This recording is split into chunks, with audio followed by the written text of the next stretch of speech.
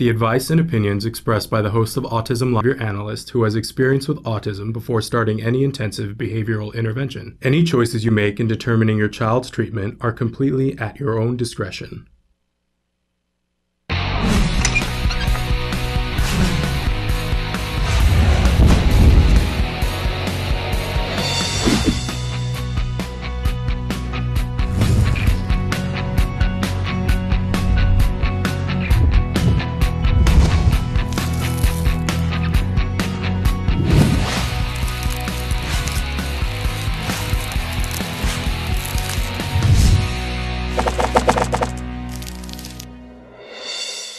Good morning and welcome to Autism Live. I'm Shannon Penrod, and we're webcasting to you live from the Center for Autism and Related Disorders, their headquarters in Tarzana, California. It's Friday, and I don't know about you, but I'm feeling a little silly, so I don't know whether that's a good thing or a bad thing, but we're going to be with you for the next 3 hours live talking about autism and how we can be more effective, more efficient working with our kids on the autism spectrum.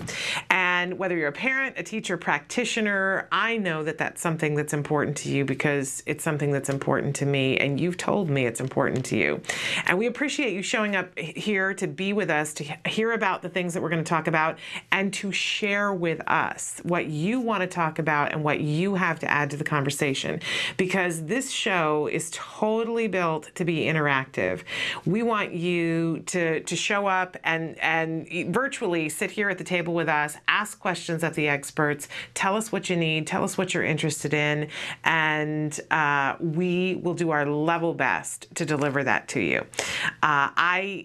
I want you to know that we're going to be talking a lot about ABA. In particular today, we're going to talk a lot about ABA because ABA, which is our jargon of the day, so I'm not going to give it too far away, but applied behavior analysis. And we talk about it as much as we do, not because it's the only thing in the world to talk about, but because it's the only scientifically proven effective treatment for autism. And it is the only treatment that I have ever heard of that is effective for all of our kids on the spectrum, right? We all have different paths in this, right? All of our kids are different. How they come in to having autism is different. How they present with their symptoms is different. Their skill sets are different. Their skill deficits are different. Why on earth would anyone want to pigeonhole and say that our kids are all alike is beyond me, because I do believe in that phrase that's very popular right now. Once you know one person with autism, well, you know one person with autism. But it makes it hard. It's part of why it's such a mystery, is because each one of our kids is so different. And so finding something that's effective for all of them could be a nightmare, right? But we already know, the research is already in, more than 20 years of research, that applied behavior analysis is effective for all of our kids wherever they are on the spectrum if we take the tools and use them creatively. So wonderful.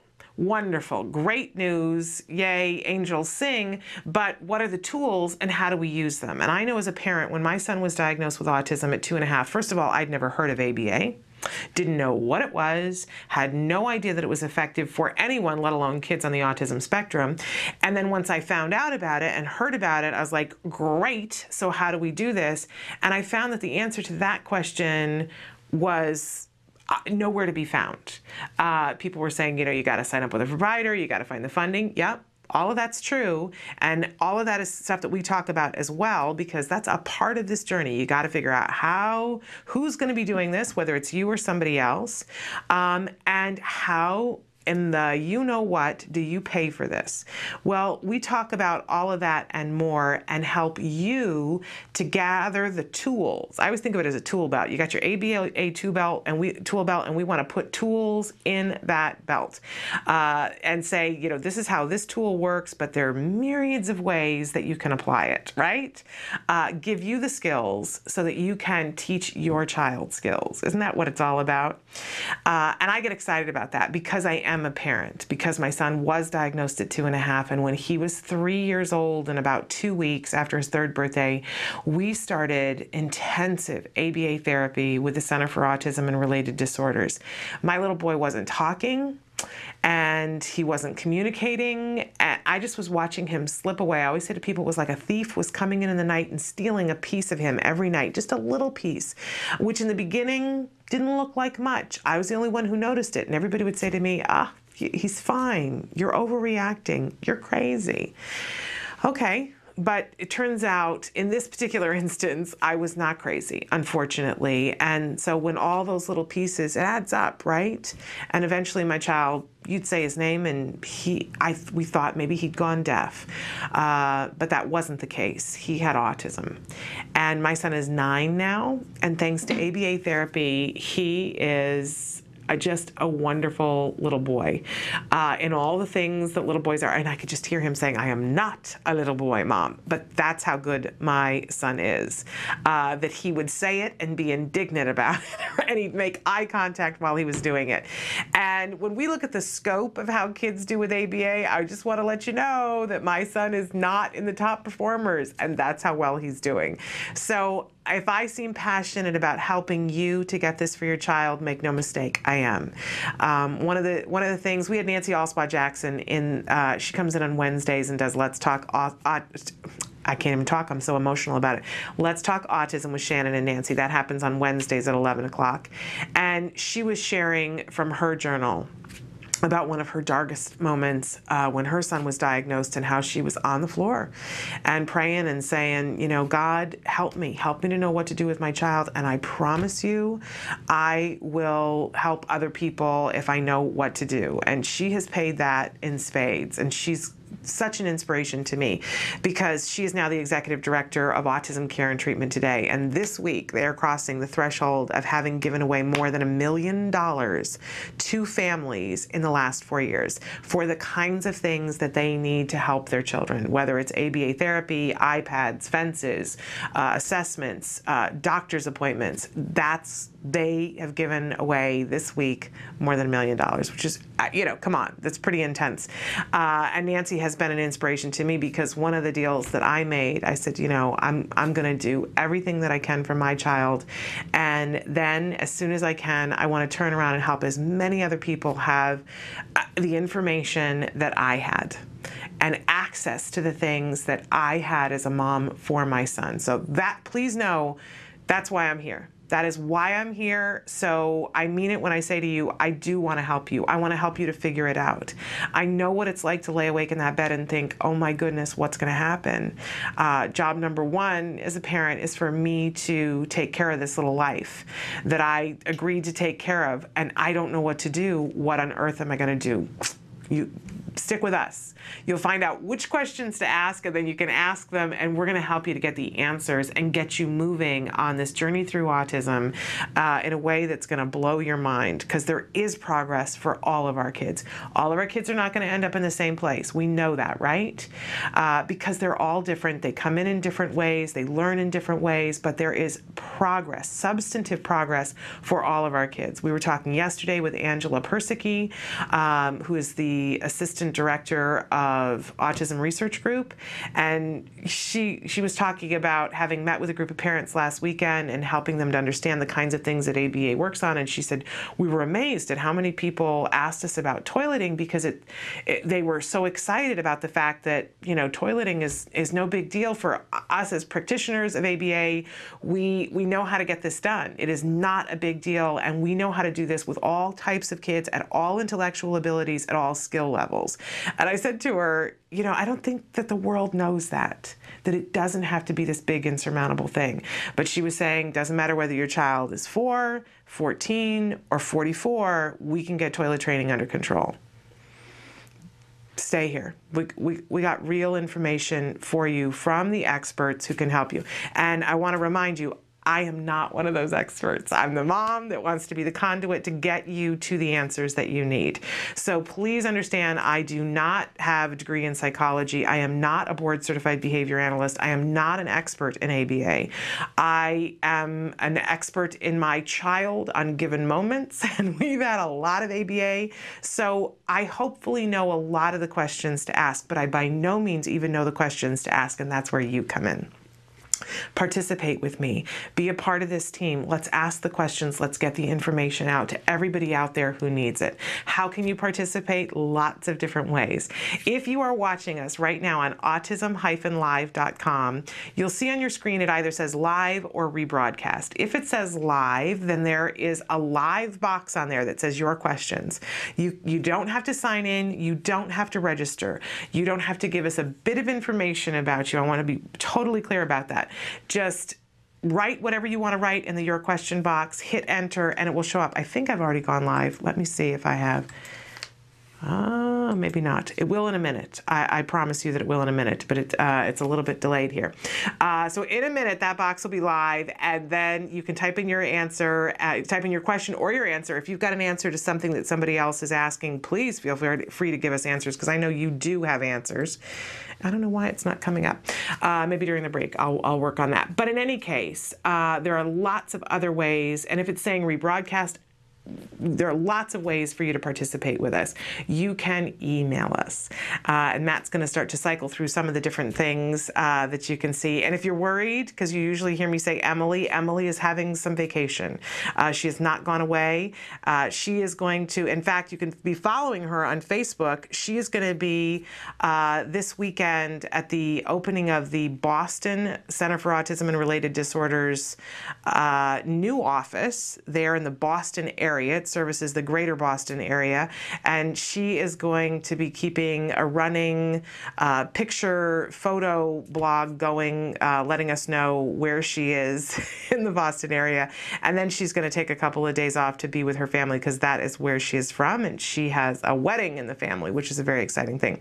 But in any case, I digress. You can be emailing us. You can also phone us. If you want to call into the live show, we've got somebody who's going to be talking with us about insurance a little bit later on today, and what it means, what the Supreme Court handed down yesterday, what that means for those of us who have children on the autism spectrum. We're not politicizing this. We just want to give you the information of what the repercussions are for those of us who have kids on the spectrum. If you want to call in and ask a question, you can, and we'll patch you into the studio, or you can talk to somebody outside the studio. You can also Skype in with us. We love it when you guys Skype. You can Skype audio only or with picture and be right here with us in the studio. And we can do that across the globe. We Skyped the other day with Denmark. So come on down and Skype with us. I mentioned Facebook. We have a new Facebook page, and we appreciate it if you like it. There have been more and more of you participating, and I really appreciate that. And especially over this weekend, as I mentioned, Emily Goodwin, our technical director normally. Right now we have Matt Scheller. We're very thrilled to have him with us. But normally we have Emily, and you guys have gotten to know Emily. She is going to be there in Boston, and she's going to be posting a lot over the weekend about what's happening there. It's very exciting. And we also just yesterday put up the first of one of those slides of reinforcers, lists of reinforcers, little things that you can get at a dollar store that will help you to get your child more interested in doing the things that are hard for them. We'll talk more about that in a minute. But you can also tweet with us. We love it when you tweet with us. I'm getting better at it. I'm still remedial, but what can I tell you? I am a work in progress. So, and you can't be even, well-versed. I was going to say good at, but it's not even to that point. You can't be good at everything, but I'm not even close to that yet, but I'm working on it. And that's the key. I'm not finding it reinforcing enough. So maybe if you guys tweeted more with us, I would find it reinforcing enough to get a little bit better at it. We'll see. I mentioned that there's lots of different ways to watch us, and there are. You could be watching us on blip.tv. This is a great way to watch us. You can pause, fast forward, rewind, search a topic you want to know about toilet training, put it in the search feature, and you can find all the different episodes where we've had experts talking about toileting. And we're going to have Angela Persicki come back next Thursday. I believe it's at 11 o'clock, although I wouldn't swear to. No, in fact, I know that's not true. I think it's at 10 o'clock that she's coming to talk about toileting next Thursday. You could also be watching us on YouTube. We have a wonderful channel there with plenty of opportunities. There's so many things things to view there that it could be overwhelming. Don't let yourself get overwhelmed. Go ahead and use the search feature and find the thing that you're interested in hearing about. Same thing with iTunes. You can be downloading us for free on iTunes. In fact, all of the places that we're available, it is free. Totally free information, because we know how important it is that you get the information. And we are also available on Ustream. So all of those different ways that you could be participating with us, we hope that you will. It is a terrible thing to feel alone in this journey. We all will at some point, but I want you to remember, when you feel alone, it is just the feeling. It is not the reality. The reality is that there are a whole group of people who are working really hard to help you. And I know that sometimes it feels like, no, they're trying to help somebody in some other place, but I assure you, I have seen it with my own eyes and experienced with my own eyes, and I am now a part of that team. I want to help you. So please let us know how I can help you and how I can help connect you with experts that have information to help you. Okay? We like to start every morning with something that we fondly refer to as the jargon of the day. This is the time of day when I really think of it as the warm-up. We take one word, one phrase, one anagram, and pull it apart. Swing back the curtains, really look at it, because this journey, let's face it, it's emotional, it's exhausting, and then on top of it, you have the jargon. And you feel like you're up to your eyebrows in jargon, right? And you want the information, you want to understand it, and it seems like you go and ask somebody a question and they sprout into this other language. It doesn't seem like it. That is what it is. And as parents, as teachers, we kind of have to make peace with that. We have to make friends with the jargon, know what some of the terms are. By no means do we need to know all of them, right? That would be exhaustive. But we have to understand what these terms mean and how they apply to our individual child. So when we go to a meeting, we add an IEP, or we're in a specialist's office, when they're using words, that we don't have to stop every 5 seconds and take notes and go, remember to look this up later on, and miss the point of what they're saying to us. Every once in a while, we're going to stop them and say, I don't know what that word means. Please educate me. But if it's every other word, right, you don't get anything done. And it certainly empties your bank account. We don't want to do that. So let's learn as much as we can, get these terms as a part of our vocabulary, so that when we hear them and they're being applied to our children, we really understand what's happening. So I told you, I kind of gave it away earlier, but our jargon for today is ABA, which we always give you an actual definition and then a somewhat watered down, easier to understand, user-friendly definition. So our actual definition of ABA, applied behavior analysis, is the application of the principles of learning and motivation from behavior analysis. It employs procedures and technology derived from scientifically demonstrated principles of behavior to increase socially significant behaviors and decrease unwanted or inappropriate behaviors. All right, it's not the worst definition, right? But let's see if we can't condense it down a little bit. A proven method of increasing or teaching desired behavior and reducing unwanted behavior. I want to remind you, and we're actually going to be talking about this a lot today, because I've asked Jonathan Tarbox, Dr. Jonathan Tarbox, to come in and speak a little bit about this during his research segment. But it's all too easy. I had never heard of ABA. I certainly had heard of B.F. Skinner when I took psychology in college. So I was aware of that, but it wasn't at the forefront of my life and what I was doing. It wasn't something that I was considering, right? And to me, it seemed weird to me that it was at the forefront of other people's lives. Just wasn't my thing. But when I found out about ABA, it was in conjunction with autism, that everybody was saying, oh, you got to find out about ABA. ABA is what works with kids. Surgeon General says it's the gold standard of treatment in autism. So in my head in the beginning, I was like, oh, ABA is an autism treatment. Wrong. ABA is this science that encompasses all behavior, not just autism behavior. But it is applicable to autism behavior and has been shown scientifically, as I said, for over 20 years to be very effective in working with our kids on the spectrum, and not just some of them, the whole spectrum, which is a lovely thing. And if you're thinking to yourself, well, you know what, Shannon, if it's that effective, why have I not heard about it? That's a really good question.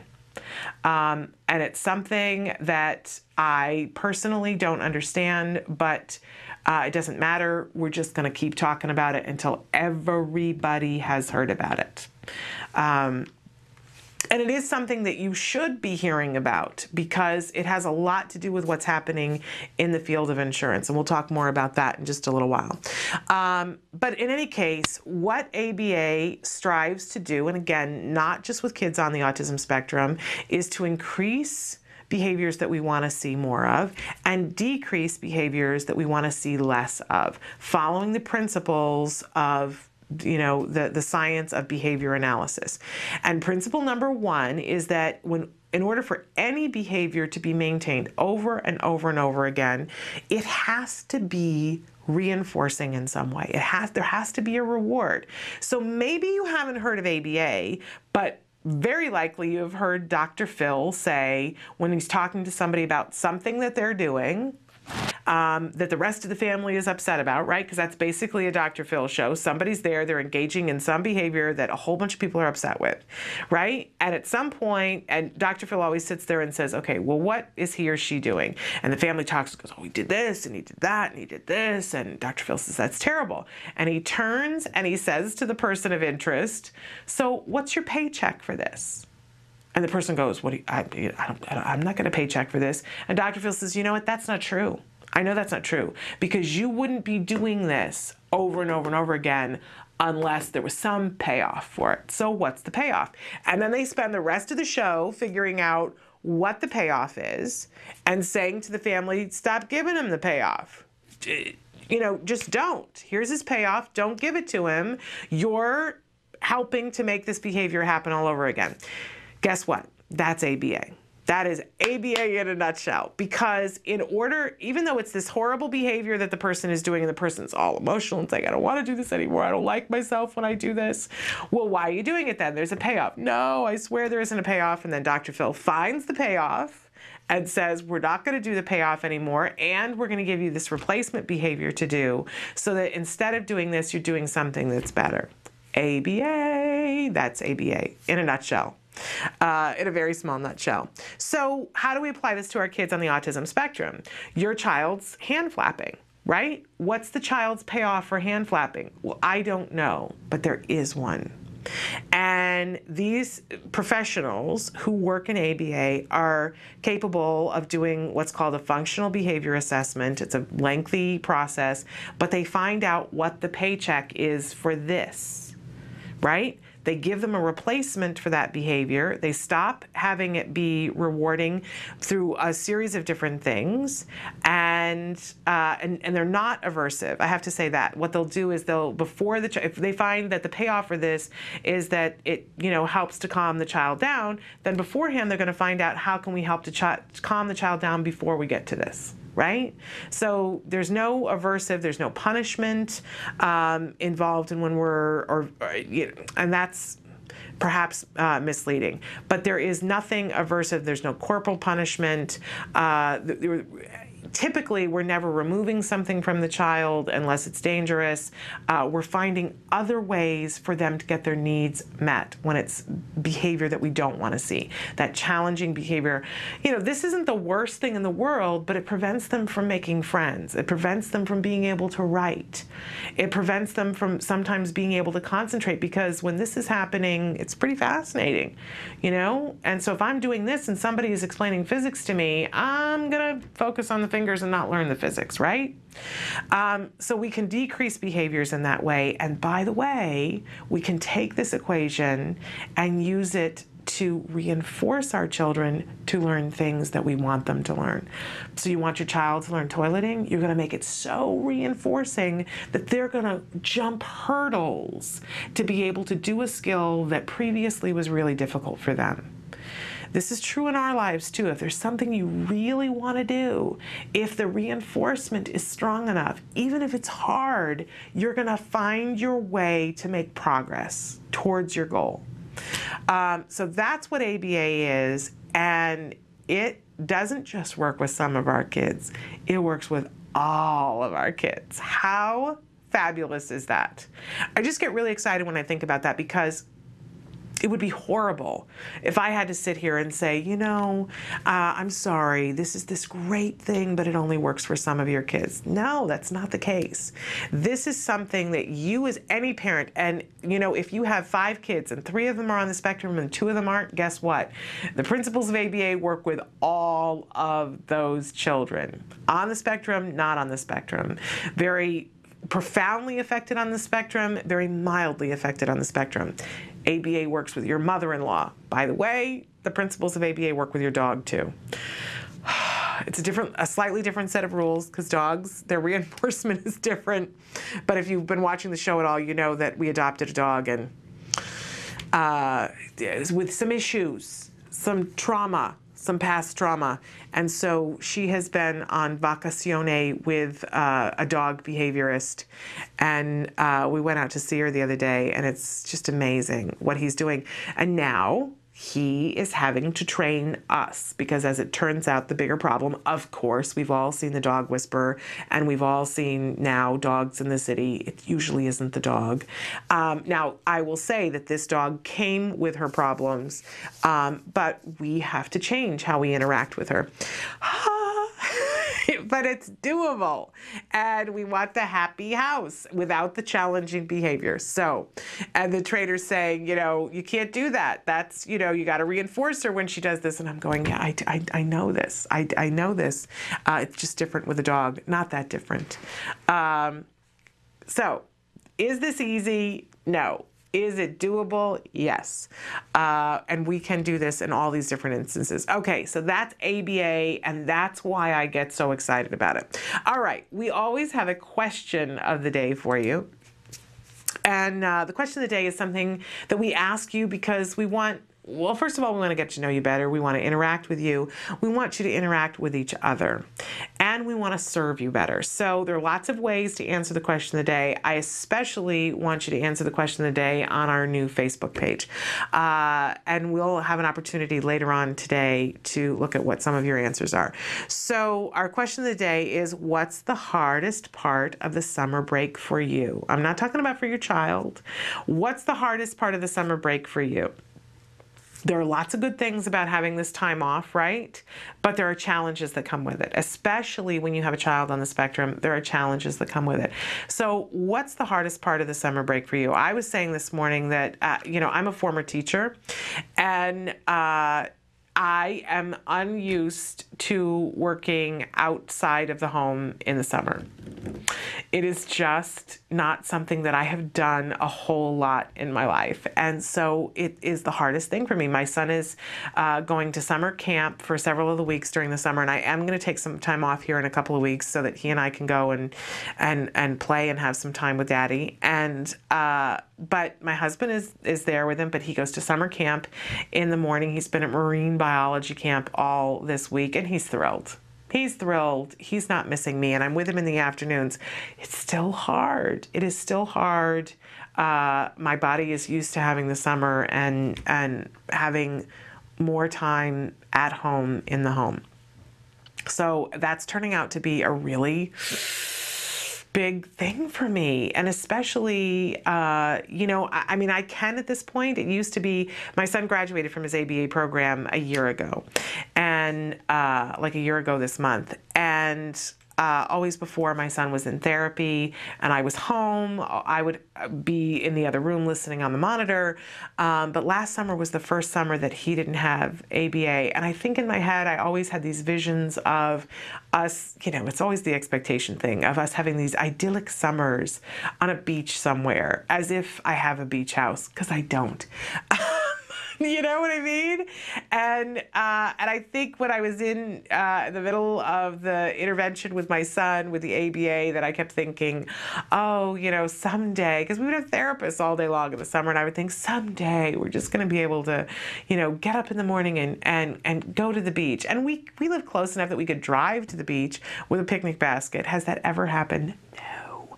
And now I'm working, but still, if I wasn't working, it wouldn't happen either. It's those expectations that sometimes trip us up. But someday we're going to get up in the morning, pack a picnic basket, and go to the beach. I'll probably be 102, and they'll be wheeling me down on the sand. Someday I'm going to do that. Just like when I was pregnant, I always had this image. I had a book, a pregnancy book, that showed this woman who was not in her 20s, because I was not in my 20s when I was pregnant with my son, but it showed this woman in this Adirondack chair in this flowy peach shirt with her baby bump and a sun hat, and her relaxing in this Adirondack chair. That is not how I experienced pregnancy. At all. I don't think I saw an Adirondack chair, and if I did see an Adirondack chair, guess what? If I'd been able to get into it, I never could have gotten out. I would have needed a crane and a fire department to get out of it because I was so huge with child. So, we have these pictures in our head, and sometimes they are just hilarious pictures, but they are nonetheless pictures in our heads, so that's been what's hard for me. But I want to know what's hard for you in this summer break.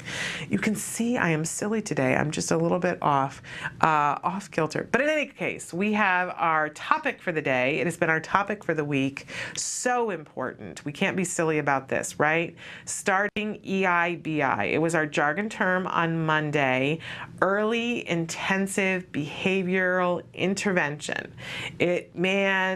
We need to put this up on the mirror in the bathroom. EIBI. It is the thing that we can be yelling as parents and teachers that proclaims our children's independence, their growth. It's what we need to do. I want to remind you that early means now. If your child is 18 months, it means right now. If your child is 3, right now. If your child is 33, right now. It is not too late. I want you to hear that, because I know you got this thing going on where you feel like, how come this wasn't around when my child was X years old? Why didn't I get in on this? It is not too late for anybody, right? We know that the earlier you start, that scientifically your outcomes, you have a better chance of getting further. But that doesn't mean you still have no chance if your child is later of getting further, and you absolutely will see progress.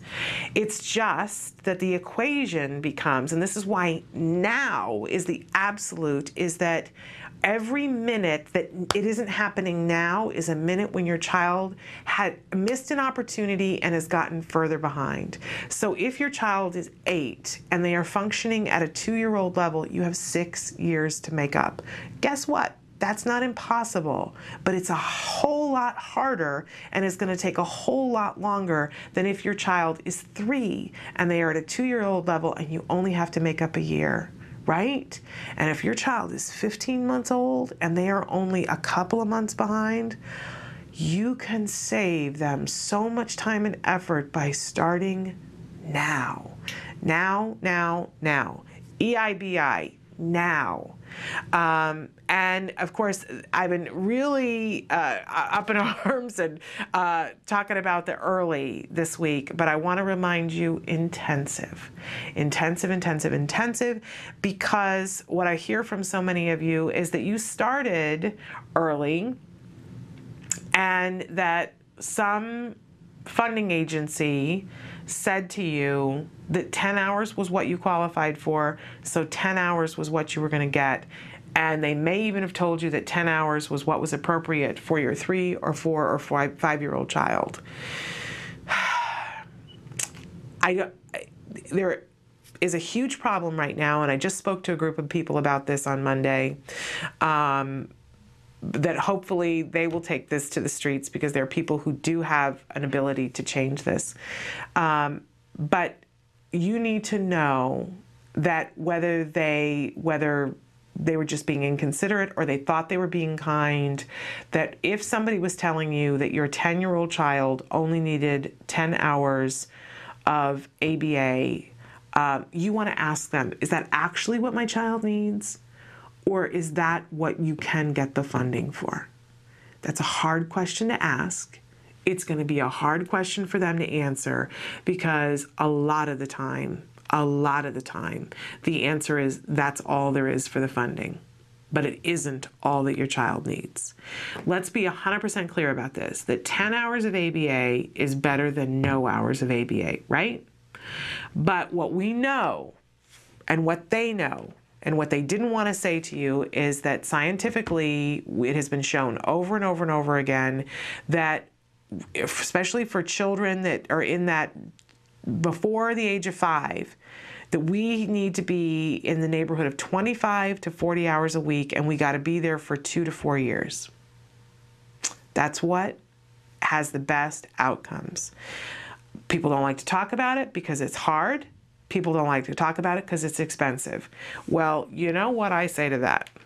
I remember way back in the day when somebody said to me, what do you want to do with your child? I said, this is what I want to do. And they said to me, that's going to be hard. And it was the first moment when I thought, I'm going to be able to do this, because it was like the marble dropped. And I looked at this woman and, you know, I got the finger going and I said, don't you talk to me about hard. I am an autism mother. I already know about hard. You talk to me about what's possible, because that's what we're going to do. Don't you dare tell me about hard. And it was, you know, I got my Norma Ray on. and sometimes you have to do that. We got to talk about what's honest and what's true here. If you had 10 hours of ABA and it didn't get it done, it was because somebody gave your child less than half of the prescription of what we know to be effective. Okay, that stinks. There are a whole lot of other words we could use for that, right? If that's the case, face it and say no more. And call me up, Skype me, email me, and say, I'm ready to take this on. Shannon, show me how I can get more funding for this. Where do I have to go? Who do I have to talk to? How do I make this happen? Because I got to tell you, I did not have the money to do this either. I did not, and it was a battle. It was hard, but we got it done. And the reason why I knew we could was because other parents had done it before me and said, you can do this. You can do this, and don't you settle for less. Don't you dare settle for less, because you're worth it and your kid is worth it. And I hung on to them with both hands, because it was a roller coaster ride that I did not know how to do. But I tell you, from the very bottom of my feet, I know that if I could do this and weather it, I know for sure that you can. Because I did not think that I could. I knew that I couldn't, in fact. But we rise to the occasion for our children, right? I could not have done that for me. No way. But I did it for my child, and I know that you can too. And I can help you. But write to me and tell me, where are you? What's going on? You know, what you've been through, and let me help you to hook you up to experts in the area that you're at. And I also encourage you to go to your local support group and your global support group and ask them, how are other people getting this done? Because I guarantee you, where you live, somebody else is getting this done. Well, you know, I shouldn't guarantee you that, because I know that some of you are really blazing trails. Some of you are pioneers around the world. I can think of at least one person off the top of my head that is in a place where she is the first person that's getting this done, and she's blazing the trail. But I hope you know that we support you, and we're still, you know, we're trying to help you as much as we can, and you're going to help so many families because you're showing them it can be done. All right, I'm going to get emotional. All right, so some of the different things that we're going to talk about today to all of this end. We're going to give you a social skills tip in a little while that I hope will be awesome for you. We're going to have an insurance update. In fact, we are going to have, I mentioned yesterday that I was able to talk to a couple of insurance experts, and one of them, Misty Mackey, is going to be with us at 10:15. So right after the A word, we're going to have Misty Mackey, and she's going to be talking to us about what this Supreme Court decision, how it applies to those of us who have children on the autism spectrum and how it applies specifically to autism. But not only that, we have, this is a very exciting weekend here in the state of California, because on Sunday, autism insurance reform takes effect here in the state of California. So we're going to talk a little bit about that. And I know for some of you already have insurance reform, some of you have it in the works, some of you are still working on it. So we're going to talk about California, but in the sense that this is going to come to every state at some point and in every country around the world, because there's no other option. We're moving on this. And we're going to talk about why that's happening, and it's largely because of ABA, because ABA has over and over and over demonstrated that it is effective in treating autism. So all of this and more, I've gone on so long, I can't even believe this, but we're going to take a break, and we're going to come back and give you a social skills tip, so stick with us.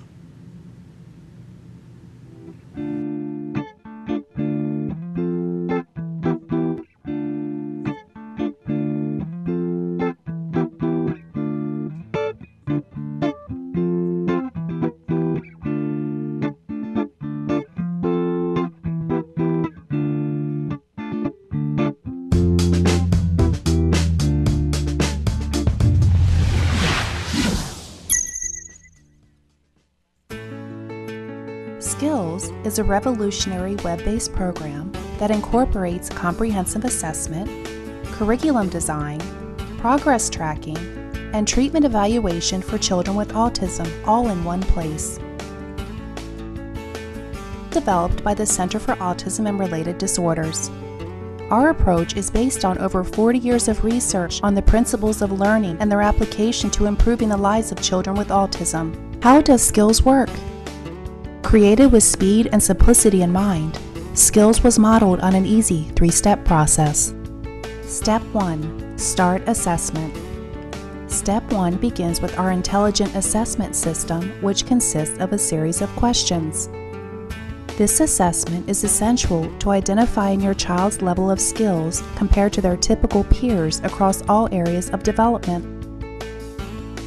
This includes assessing social, motor, language, adaptive, play, cognition, executive functions, and academic skills. Every skill has an assigned age, which indicates when the skill emerges during typical development. This means that each child is automatically presented only with lessons that are relevant to his or her age.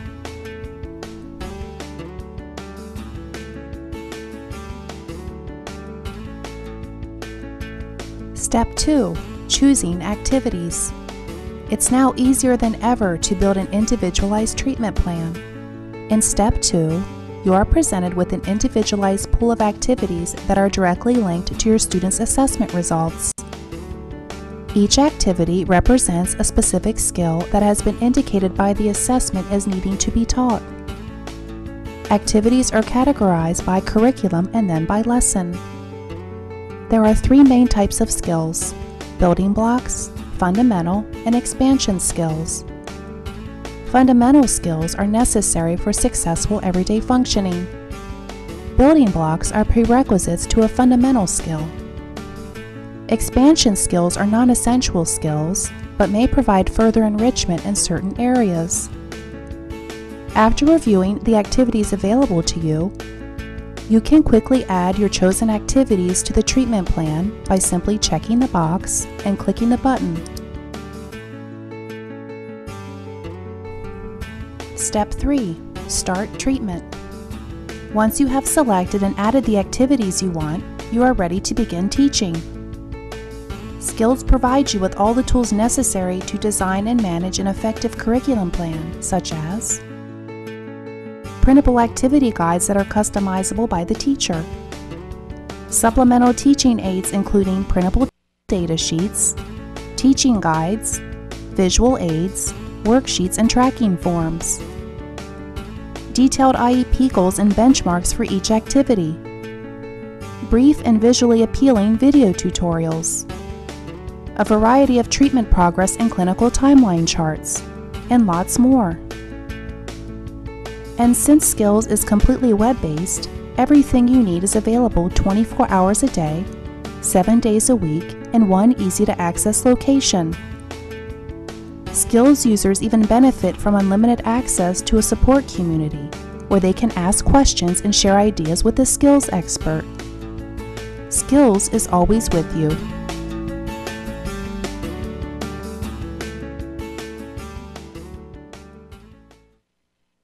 Back to Autism Live. I am Shannon Penrod, and we are webcasting to you live from the Center for Autism and Related Disorders headquarters in Tarzana, California. We are talking right now about our social skills tip of the week. And we have here in the United States, we have a big holiday that is coming up in just a couple of days, the 4th of July.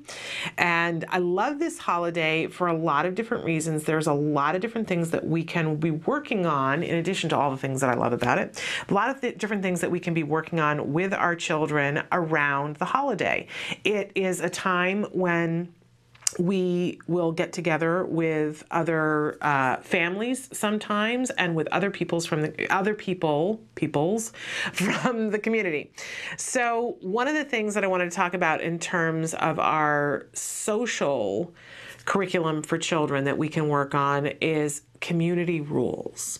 And what a great time to be working on it in this next week, because like most people, you're probably going to go to something that is community-based and involved in the next week or so. If you don't, if you choose to stay home because it's a big sensory thing for your child, while I completely understand, these are things that working on community rules, we have prerequisites for, right? But I hope that you find something that's appropriate for your child and that you don't just abstain from being a part of the community over and over and over again, because remember that our kids need to be out in the community for them, but also for the benefit of the community. We can't hide at home. And I say that to you knowing what it is that I'm saying, because I hid at home for a while.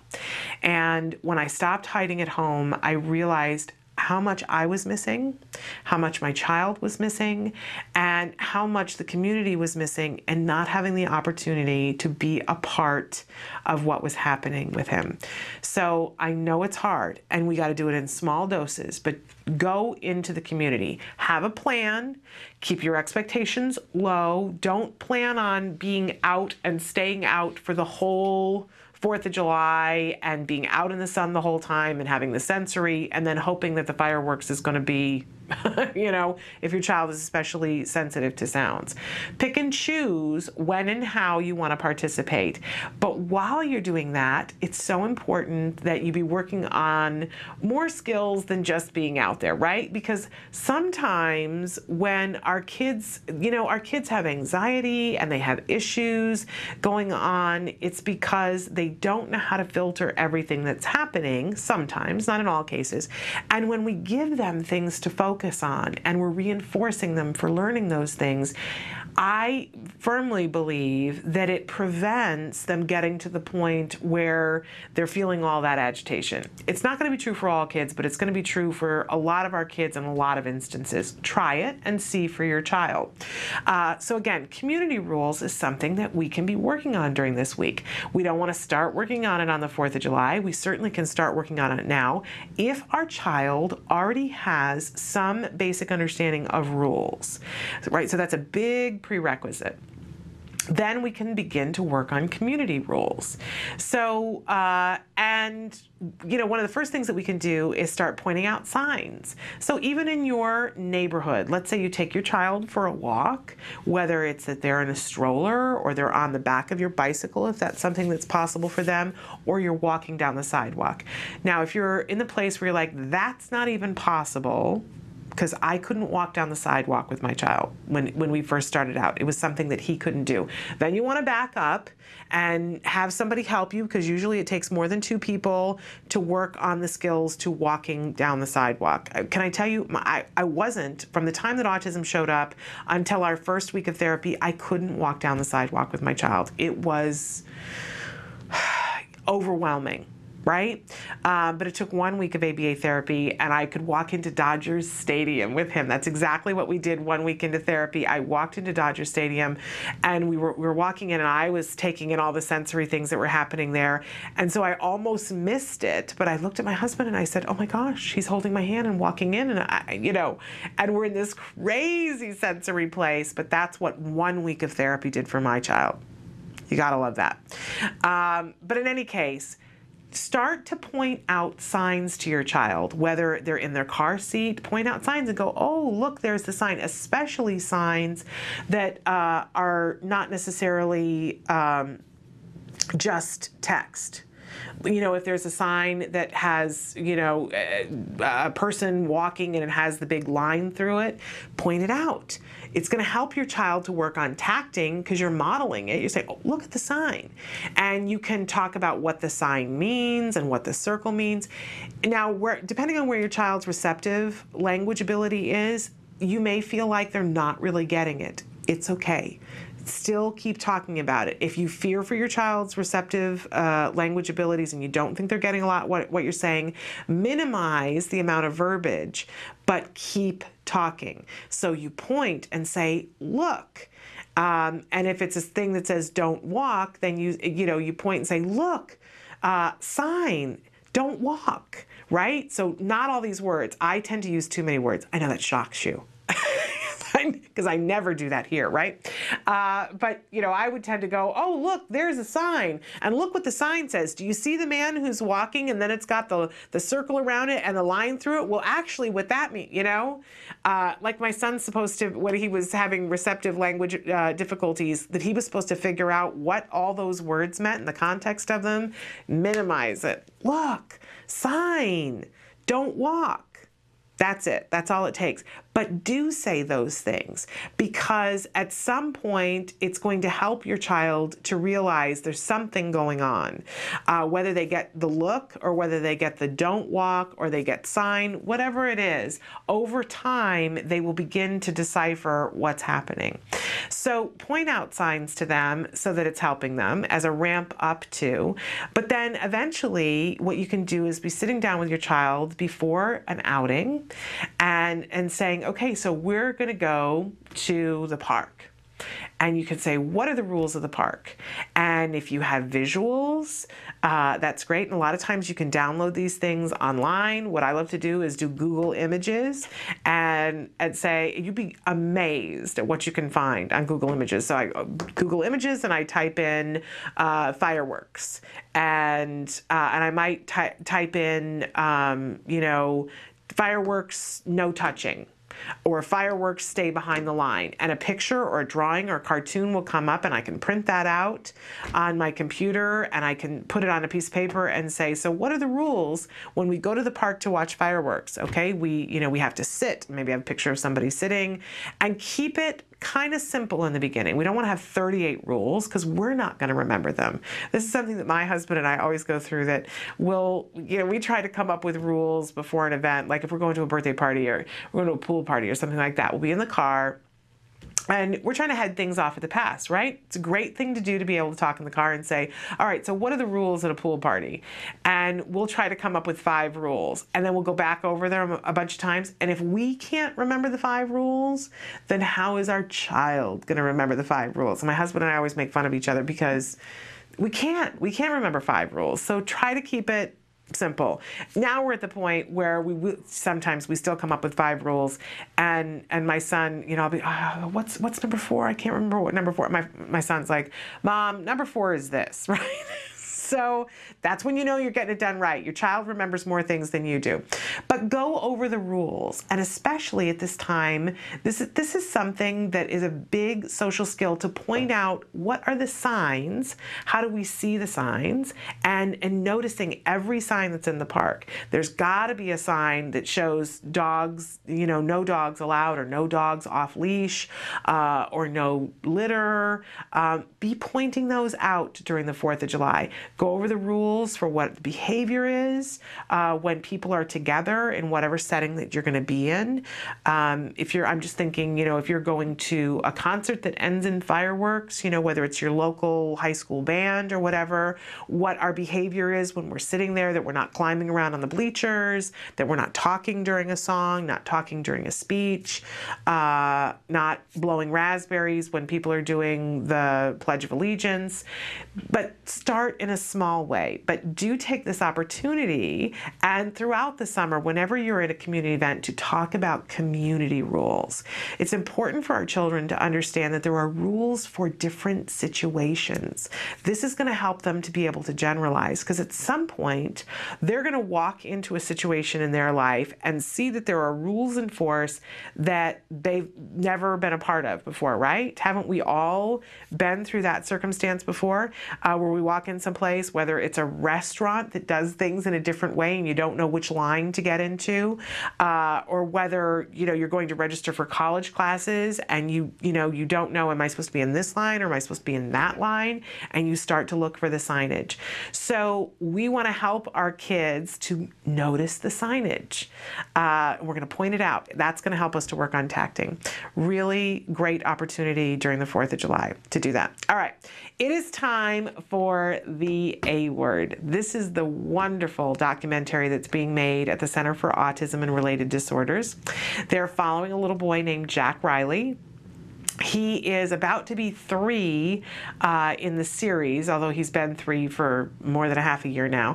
But where we're watching, he has just had this major life event that he has become a big brother. They've just brought his baby sister home from the hospital, and this is a happy, happy, joyous event, except when it's not, because sometimes it isn't.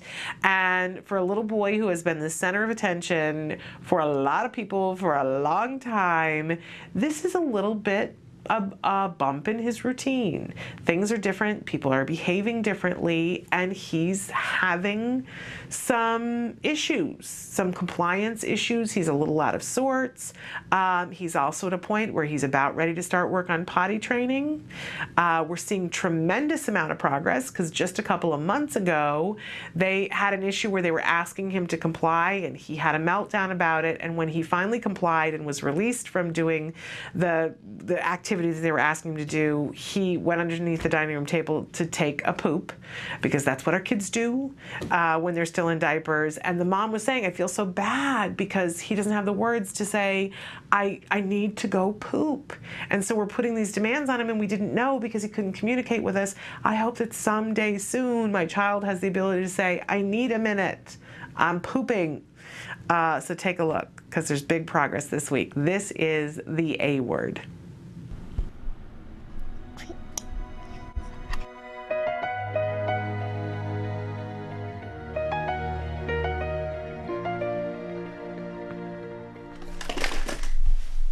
You were over this.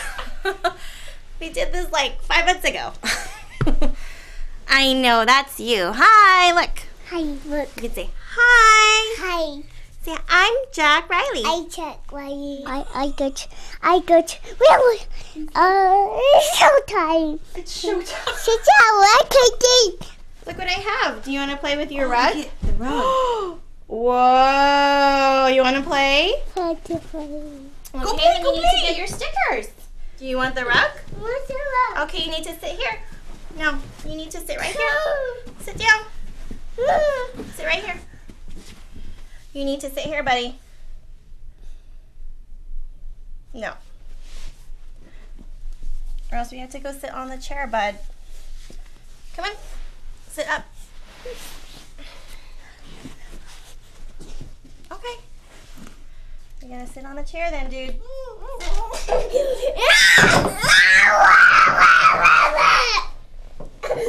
Ready? Clap your hands.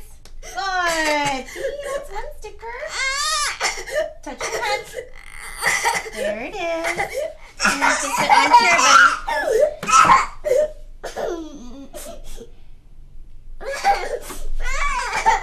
There you go. Thank you. You got one sticker for that. High fives. Very good. What do you want after the one sticker? iPhone. iPhone? Okay. Let's see. Touch your back. Very good. See? You got it. High fives. I'll get it for you, okay? Cool. He's been having a lot of non-compliance lately with the other girls too. So most of our session might be compliance training today. It's basically asking him to do things he already does know, so he's successful. But just to get their focus back, by asking them to do things that they already do know, it kind of shifts their focus back on something else. And then I just bring in what I originally asked was to sit in the chair. And he was able to do it. I don't know if it's just, you know, his baby sister or just, it's just been lately. Okay, my turn. Okay, we're gonna get 5 stickers again. What do you want to do? iPhone. More iPhone? Okay, sure. Okay, ready? Stand up. Good job. Here's 1 sticker. Clap your hands. Good job. Touch your nose. Where's your nose? Good job.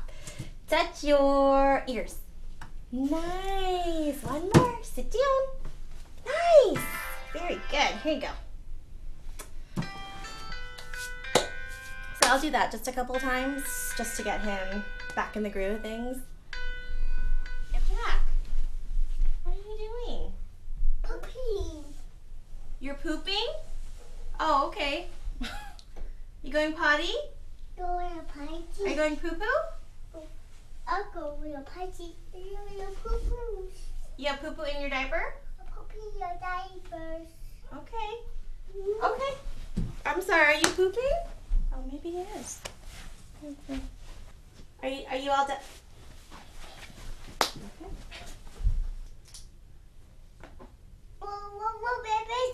One more minute to go poop. Yeah. Yeah, and then we're gonna get your dad, okay? Okay, we're gonna go see Daddy. Okay? And go show Daddy to say, Daddy, I pooped. Go find Daddy. Alright, she's just doing it. No? Yeah. Yay! You said you pooped and you did! You pooped, huh? Yay! That's really good. I'm really proud of you. Look at me. I'm really proud of you. You're gonna be a star. You're gonna be a superstar. She was very fussy until right this second. That's Big Brother's girlfriend. How are they doing together? He mostly ignores her. Although he did have a little monologue yesterday where out of the blue he said, "Bless you, Lainey Grace." And then he said a few other things about her too. I love you, Lainey Grace. I love you, Lainey Grace. Aw, that's sweet. And he'll kiss her head and thinks that's funny because, of course, Mommy gives her big reactions to his kisses. She says, "Ooh, I like that kiss." So he likes to do it like 45 times. But most of the time, if you ask him what his sister's name is or anything about his sister, he pretends like he didn't hear you, which is fine. We're not in a hurry. Jealousy to work out on, I think. And we are very careful if he wants me to, whoever's got her, if he tries to get our attention or whatever. If we can, we give it to him. There's going to be plenty of times where we can't, so we're trying not to have her be the reason we have to say no. For now. Success. It's been an eventful 1 hour since we've been here. Exciting. I know. Jam-packed. This is going to be an exciting episode added. There's baby, there's pooping, there's tantruming, there's Yes! everything. Only in the first hour, Suzanne. know. See what the second hour will bring us. Welcome back. That was the A word. Did you see that new baby? I'm sorry, doesn't it just make you want to have more babies? It's a bad thought. Honey, I don't mean it, but I do. So, but there's just something about new babies that are absolutely wonderful. And did you see what we were talking about earlier in that clip, that we are at the point where he says, "I'm going poo-poo. I need a minute. I am going poo-poo." And the therapist says, "Oh, okay. I will give you your minute. I will give you," and he even pushes her away and she says, "Absolutely, you need your privacy." This is a child who is ready for potty training. And think about how much easier it's going to be because they have not pushed, right, to get there early, but that he has learned that this is what he's doing, that what his body is doing, and that it's an exciting thing that he knows. You know, as soon as he's done, she says, "Let's go tell Daddy that you went poop in the diaper." And they go in and they tell Daddy and everybody goes, "Yay!" you went poop in the diaper, because what we're reinforcing there is that he was verbal about it and that he said, my body is doing this and evacuating, that there's nothing shameful or terrible of, oh no, did you go poop in your diaper? Yay, you went poop in the diaper. Because when they get to the point where they're going to work on the potty training, we want it to be this thing of, yay, there's poop, and now it's going in the toilet, yay, it's the potty party. And we want it to be a party.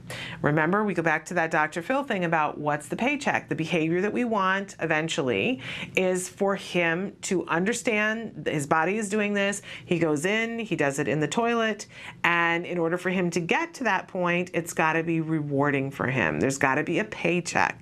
And I'm sure that we're going to see in the upcoming episodes that they're making that really reinforcing it for him. But how lovely that even a few short months ago, his mom was saying, oh, this is heartbreaking. You know, I hope that someday my child is going to be able to say, I'm pooping. I need a minute. And we're there already. This is a huge milestone. Now, as far as the rest of it, this is a child who does not feel like being compliant this week. And in the moment when we're experiencing this, when it's our own child, it feels like the end of the world, right? Why can't you just comply? You were complying last week. This is not a good week for me. Could you please just comply? We did this lesson. Remember that with compliance, it's ongoing. Our kids grow. Things happen, things upset their schedule. We need to get them back in the groove, as Jessica says in that clip. And what does she do to get him back in the groove? Not get all emotional, not nag. I know, my instinct too. Doesn't work. We still think it will. It doesn't. But instead, getting him back in the groove, asking him to do something that he already wants to do, asking him to do something that we know is going to be easy for him. Touch your nose. He touches his nose. Now we have an opportunity to reinforce. Good job. Yay. Tickle, tickle, tickle. You get a sticker for that. Wonderful. And he knows if he gets 5 stickers, he gets what? The iPhone. He wants the iPhone. We're not asking him to climb Mount Everest to get it because we're just getting him back in the groove. So she says, touch your nose. He does it. You got a sticker. You're doing fabulous. Wonderful. Okay, touch your head. He touches his head. Yeah, you got another sticker. And he's looking. How many stickers do I have? I got 2. I only need to get 3 more. I get my iPhone. Bring it. Right? So she starts making it slightly more difficult. But we're not putting huge demands on this child because we're getting back in the compliance groove. And once we're back in the compliance groove, then we can clip along and go, oh, got something a little more difficult for you here. But if we don't have compliance and we try to take on something that's big and hard for our child, that's when we're going to get into a battle. I don't need a battle. Do you need a battle? I don't want to be in a battle. I want the compliance track. Our child's going through that same mental configuration in some way. I want what I want. I don't want to do what you want me to do, but all right, I'll do it so that I can have my iPhone, right? But if we get them back in that groove, we are going to go back to the more difficult lessons. So we put smaller demands on them for a period of time with a big reward. And she said, I'm going to do this 2 or 3 times so that I get him back on track. I'm going to remind him how great it is when I comply. When I comply, all the good things in life happen, and so why wouldn't I want to comply? We want to make it that no-brainer for them. We were talking about this the other day because I am having some compliance issues at home right now. It's summer, and my child does not want to go to bed. Just doesn't want to do it. And I was saying to Evelyn Gould the other day, and it's happening when I am exhausted, at a time of night when I am not equipped to deal with the shenanigans, and him coming out and going, I don't feel tired and I'd like to talk to you about this. Go to bed, right? Which is not effective. It seems like it's effective in the moment because, I raise my voice and he, goes, all right, I'll go to bed, and he runs back to bed. But then I go through the same thing the next night. I'm not changing the behavior at all. And Evelyn was saying to me, well, it's a time to look at what's happening, back it up, and, consider making it more reinforcing to comply than to not comply. and look at all the different things that are going on to figure that out. And it's interesting because the first night she suggested maybe we want to do a contract. And I said to him, hey, and the contract has got to be mutual. And my child's old enough and verbal enough that we can do a contract because both parties have to agree to a contract. So I said to him, do you want to do a go-to-bed contract with me? He goes, I don't know. Let's talk about it. And we put forth our thoughts and feelings. And, you know, he wanted the sun, the moon, and the stars. And like anything in the negotiation, you know, both parties have to agree or you don't have agreement. And I said, no.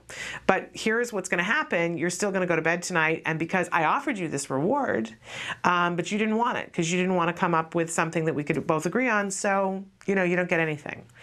And he tried that out for one night. And I stuck to it and said, we didn't come up with an agreement, so you're going to bed. There's no DS in bed.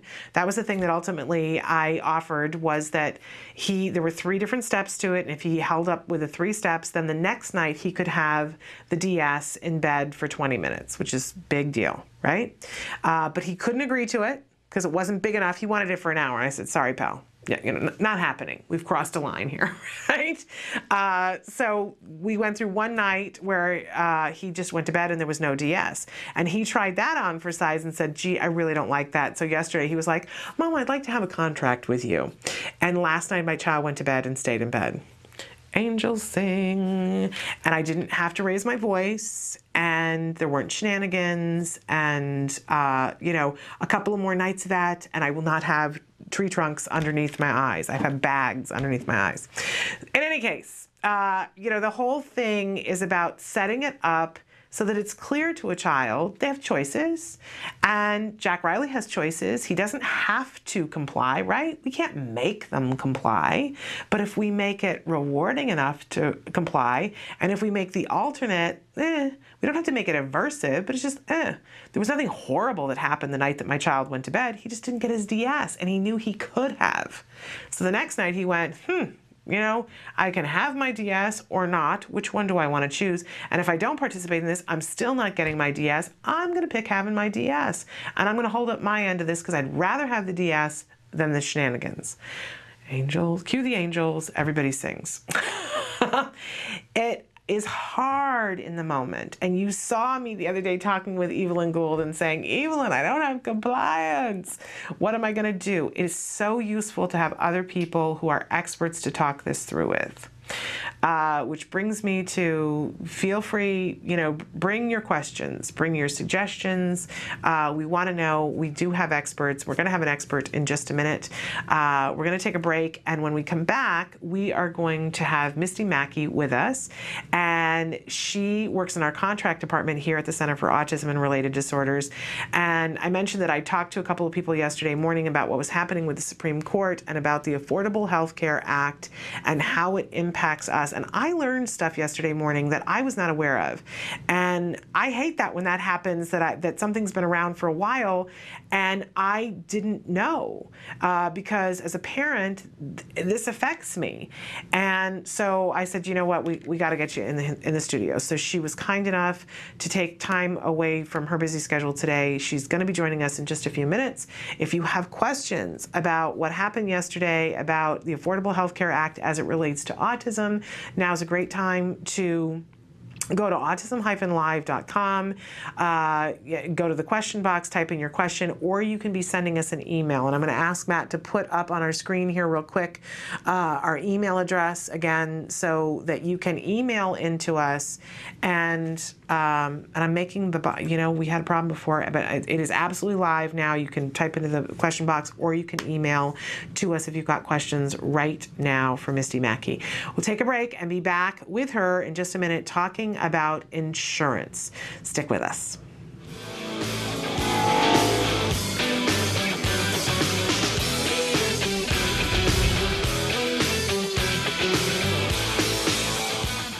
My name is Crystal Shepard.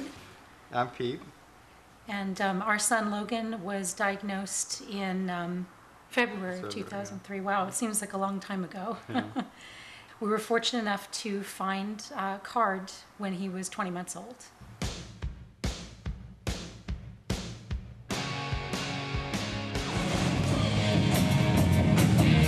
Mama!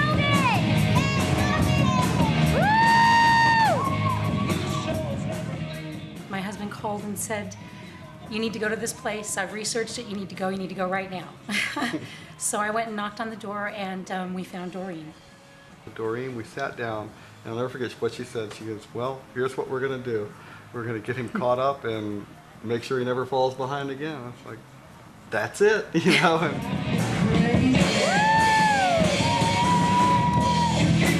He's a very fun, popular kid. Rock star. Rock star. He's a drummer, quite an accomplished drummer. He never stops talking. He's got a funny story and a smile for everybody that he meets. And it's pretty amazing. He's a completely different kid. Recovery is possible if you take the right steps, if you're willing to put in all the hard work. And 7.5 years, yeah, it's a lot of work. It's worth every little bit, and CARD's been there with us every step of the way.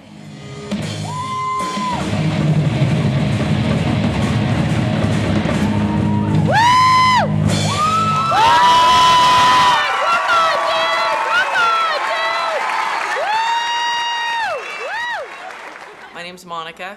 And I'm Mark. And we have a son, Riley, and he is autistic. Riley was almost completely non-communicative at the time that he was diagnosed. Really no language, no interest in speaking. And one of the big changes is he independently states a lot of things now. I need to walk. You need to walk? Make him walk. Asks for things that he wants, responds appropriately. Hi, Daddy Doing. Oh, so nice. We've tried other things before ABA, but the most beneficial thing has been ABA services, and I'd be the first person to tell any newly diagnosed family that you have to contact an ABA provider, and if you're lucky enough to have CARD, you're very blessed. We are extremely grateful for the amazing job CARD has done in helping our daughter. Our daughter today, just in 4 months, I think is a totally different child than when she started with CARD. I kind of see it as, it seems like her brain in a way was asleep, and now that we've gotten so many services, we've seen her wake up. Did you have some glasses? And now she engages with everybody. It's wonderful. She likes to play, and she's very affectionate, and she expresses that now. Her language has gotten a lot better just in the last 4 months. It's amazing. Since starting with CARD, Amaya's made a ton of progress, and we couldn't be more grateful that she has become potty trained, started using utensils individually. She is learning how to navigate public, is holding our hands, and is just wanting to be around people more. So we're so grateful for everything that you guys have done.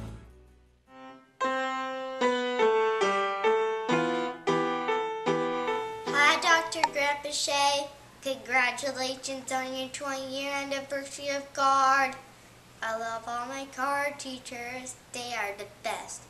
And now I'd like to play you a Beatles song. It's called Cross the Universe.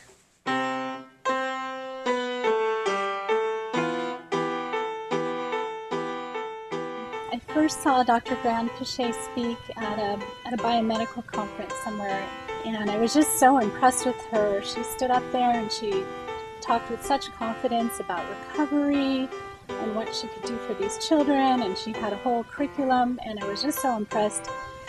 But she said things like, you know, teach them, help them to develop these other skills that they have. And I thought that was so neat hearing that from her, that it would be good for them socially and help them to bridge with others. And so over the years, that's actually something my son has developed. You know, if he hadn't had speech therapy or OT over the years, he probably would be just about, you know, pretty much the same child still, not so different. But if he hadn't had CARD, I mean, he would be a completely different child. This program has unlocked the door for him to have a bright future. Bye. Thanks for watching. My name is Rachel Pokorski, and I have a son, Kyle Pokorski, who's 7 years old now. Cool art by Kyle. Around 15 months, we noticed that he had lost some speech, that he was head banging, he had tantrums, and we were lucky. We waited and we got in with CARD, and it started working right away. I have another exciting feature. If you put more marbles in, they alternate. He's in a 2nd grade class. He's at the top of his class. He reads over 100 words a minute. He's reading at 5th grade level. He loves space and astronomy, and he'll tell you, why does Venus rotate backwards? Yeah, why don't the marbles go up? Why do they go down? Because gravity. And he's always wanting to know more. Why you're the one that takes the microphone? He loves to surf. First, I didn't want to surf, but now I love to surf. He loves to horseback ride. I won a trophy. You have made a difference in his life. CARD helped me to save. I owe everything to you. Now, who built this? I did. And are you a good builder? Yes!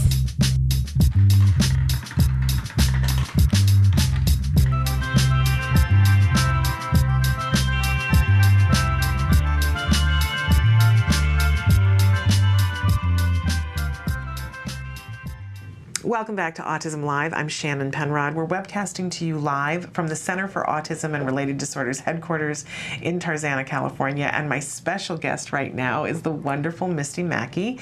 Tell us what your title is here. I'm the insurance coordinator here at the Center for Autism and Related Disorders.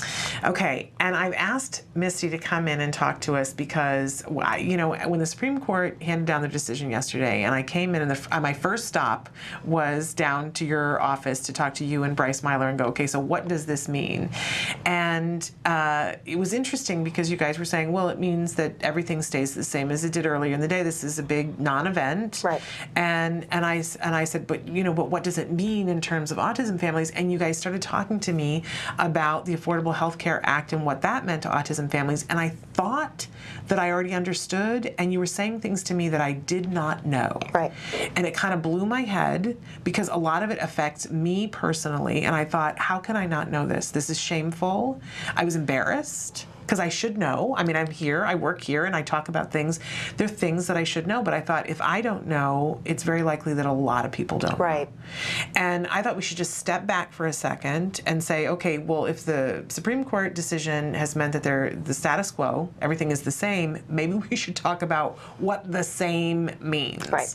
So help me to understand, because I think I only am beginning to understand, how does the Affordable Health Care Act affect families with autism, both now and in the future? Well, first and foremost, the Affordable Care Act prevents insurers from denying coverage to children under the age of 19 based on a pre-existing condition. And that's huge in the autism community because a lot of parents are being denied insurance. Absolutely. And now, as of actually September 2010, they can no longer deny children coverage. And I got to be honest with you, we were just talking about this before we came back from break, and you were just saying that had taken effect in 2010, and I did not know that until just a couple of minutes ago. I thought that was taking effect in 2014. No. So at this moment in time, no one can deny our children health coverage on the basis of an autism diagnosis. Exactly. But that is only in effect because of this act, and had it been overturned yesterday, that would have changed. Yes, it possibly could have. Okay, so really important because until 2010, I knew people who had been denied health care. I know my husband had, I probably shouldn't say this on the air, but we had both been looking at changing jobs, and we were told not to because we were on his health insurance and that we would have been denied coverage because of my son's diagnosis. Right. So we did not change jobs, and it changed the trajectory of what we were going to be doing for the next 4 years. Right. And I remember having a little bit of resentment, thinking, okay, this isn't fair. It's not fair. It's not fair. Okay, so, but as of this moment in time, for all of you out there, you cannot be denied health coverage because your child has an autism diagnosis. Exactly. Okay, so that's one of the things that the Affordable Health Care Act did, but there are some things that are in the pipeline that will come to us in 2014 as well. Right. The Health Care Act actually puts in these provisions, they call them essential health benefits. Right. And behavioral therapy for serious mental illness, which autism is one of, will be covered as an essential health benefit. Now, with these essential health benefits, it does apply to self-funded policies as well as state-funded policies. As self-funded policies, which are, the larger groups who fund their own insurance claims, they do have to abide by federal law. So it will apply to them as well. So Okay. behavioral therapy for the treatment of autism will be covered for everybody. And on January 1st of 2014. Yes. Because what we're seeing for a lot of people out there, if you're in a state where there's been insurance reform and you go, woohoo, this is fabulous, there are still people who are being excluded from that. A large number of people who are being excluded from it because they find that they're not within the guidelines that the state has followed, and one of them being the self-funded insurance plans. Exactly. And, the numbers that we've come out with, what it seems to be, for us, the people who've come across our desks, it's about 50%. Okay. So that's a large number of children who have been left behind as far as getting this coverage. And I know some people have even gone so far as to say, well, why did we do this? Why did we get insurance reform? Did this help anybody? And I think we need to say that absolutely. Definitely. It's helped a lot of people, but there are still people who've been left out in the cold. Exactly. But the Affordable Health Care Act will fix that element of it, and self-funded plans will not be allowed to not include behavioral health. And that means ABA. Right. The reason that they're allowed to do it now is because self-funded plans are governed by ERISA. It's a federal guidelines. Okay. They don't have to follow state mandates at all. They just completely skip it. But as far as the Obamacare, the Affordable Care Act goes, that's federal, and it supersedes any state guidelines. Okay. So really incredible. If a family is sitting there right now, and one of the things that we've been saying to people on the show for weeks is, what's your biggest stumbling block to doing the right amount of ABA? And a lot of people wrote in the other day and said funding. Exactly. So that in 2014, that number would change amazingly. Amazingly. Okay. Do we know yet what the caps would be? Is it going to be by state, or is there anything in it that will say dollar amount? The way it's written now, there won't be any dollar amount maximum. There won't be any age caps, because on essential health benefits, they're saying that you can't put a maximum on an essential health benefit. Okay, that is huge, and I did not know that until this moment. Right. So all these state caps that are there right now, even the mental health parity that helps so many people, but that still has a cap on it. There will be no caps, no age limit. So if you have a 21-year-old and you have a doctor who says this 21-year-old needs ABA, then your insurance is going to fund it, and you're not going to get to $100,000 and they'll be able to say, no, you can't have it. Exactly. The only way that they'll be able to deny it is based on medical necessity. So if the insurance company can show that it's not medically necessary, or a doctor doesn't agree that it's medically necessary, that's the only way that they can deny it. Okay, this is huge. It is. And I did not know this. And I'm just wondering how many of you out there did not know this as well. What else, is there anything else that we need to know about that affects autism in this act? Those are the two most important things. I mean, there are a lot of good things that are going on, especially with regard to that. I can say in California, and I'm not sure about the other states, though I do think it might be in many states, there are these child-only health plans, and the way they rewrote the insurance code here in California is that if you enroll in this plan during a child's birth month, the most that they can raise your premiums because of a pre-existing condition is 2 times. Okay. Now, any other time of year when you enroll, they can charge you, 400 to 600 times the amount that they would charge a child without a pre-existing condition. Okay. But if you enroll during the child's birth month, the most they can do is 2 times the amount, and that is really important to know. Okay. So I need to back up a little bit because I don't understand everything that you just said. Sure. Sorry. No, it's okay, because that's why you're here, so that you can explain that to us. I saw a mom yesterday who had written in a group that I'm in, and she said, I'm living in fear because my husband just lost his job. And that's who we had our insurance through. I have no idea which state they're in, so we're not going to be able to say specifically, but just as a for instance, she's in this boat where her husband has just applied for a job that it looks like he's going to get it. It's going to take 90 days for his health insurance to kick in, and she's terrified. Right. She looked into, in her work, the insurance plan, but she would have to cover herself and her child child, Right. and because there's pre-existing condition, the quote that she got back was that it was going to be more than $1,000 a Right. month. That it was just like too much for her to do. That you know, since they've got to get through a little bit of a hitch where she's going to be the major breadwinner for at least a little while, and she said, I gotta let go. Right. But what's going to happen to me? So if under this circumstance, she could go and get a child-only plan that she pays out of pocket in the state of California. We Right, don't in know for California. others, in California. She could go and get a child-only plan, and if she happened to do it in the month of her child's birth, there's the possibility that the insurance company could charge her twice what they could charge somebody else, but they couldn't charge 6 times as much. Exactly. Any other month, they could charge 4 to 6 times as much. Yeah, and still I be mean, within even the higher. guidelines. There's not really any limit to what they can charge. They just pick a number out of their hat is what it seems like to me. I mean, these numbers Yeah. are just astronomical.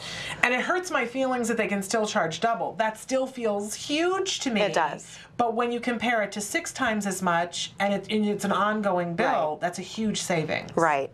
And especially considering now they can't deny you at all, which is what they were doing. So I mean, at least it's a little bit of something there. Right. And they can't cancel your insurance because you use it.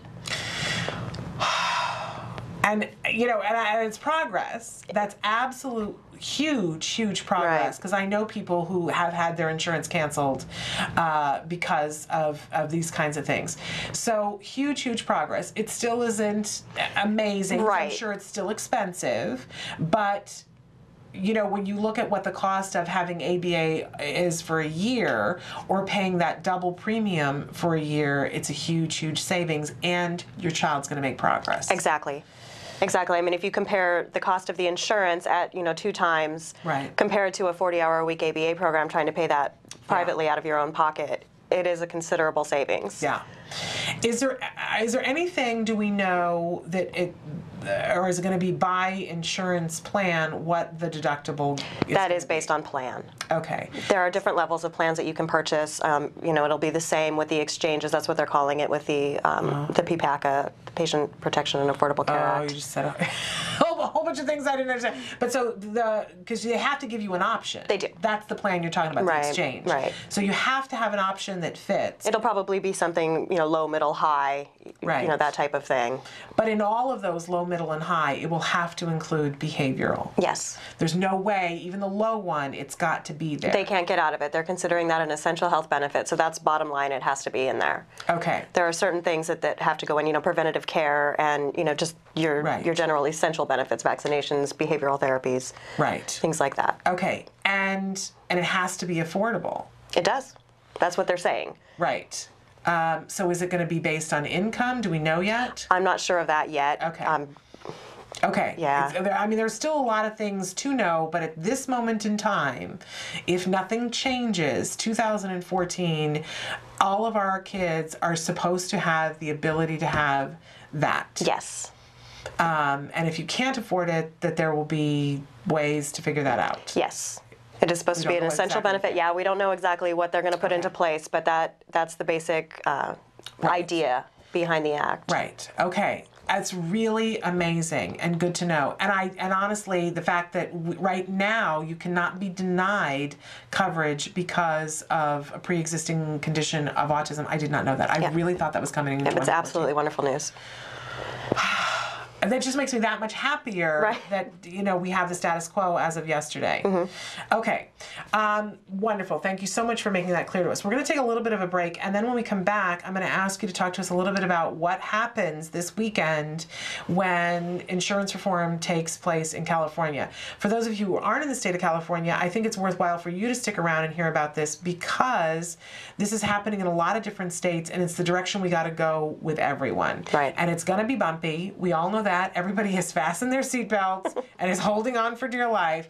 But I kind of want to get a feel for what we might experience. Sure. And what we can look forward to and what we need to hold our breath for. So stick with us. We're going to be back with more with Misty Mackey, an insurance update in just a second.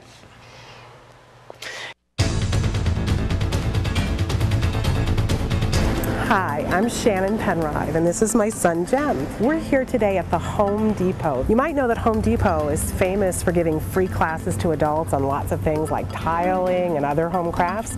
Well, they also have free classes for kids as well. It's called the Kids Workshop. We love doing that, don't we, Jem? Yeah. It's cool. So come on inside with us and let's do a craft. Yay.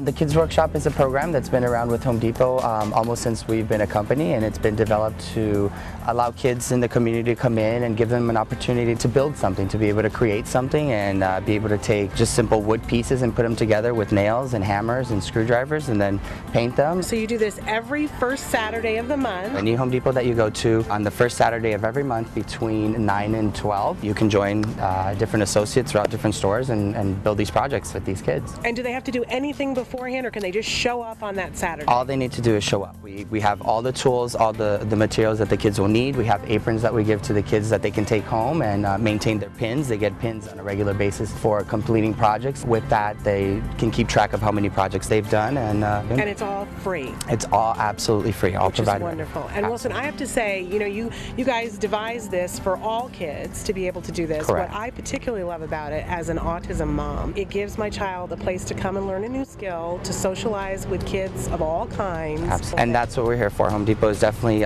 loves to be involved with the community and bring the community in to work with us. That's what we love to do.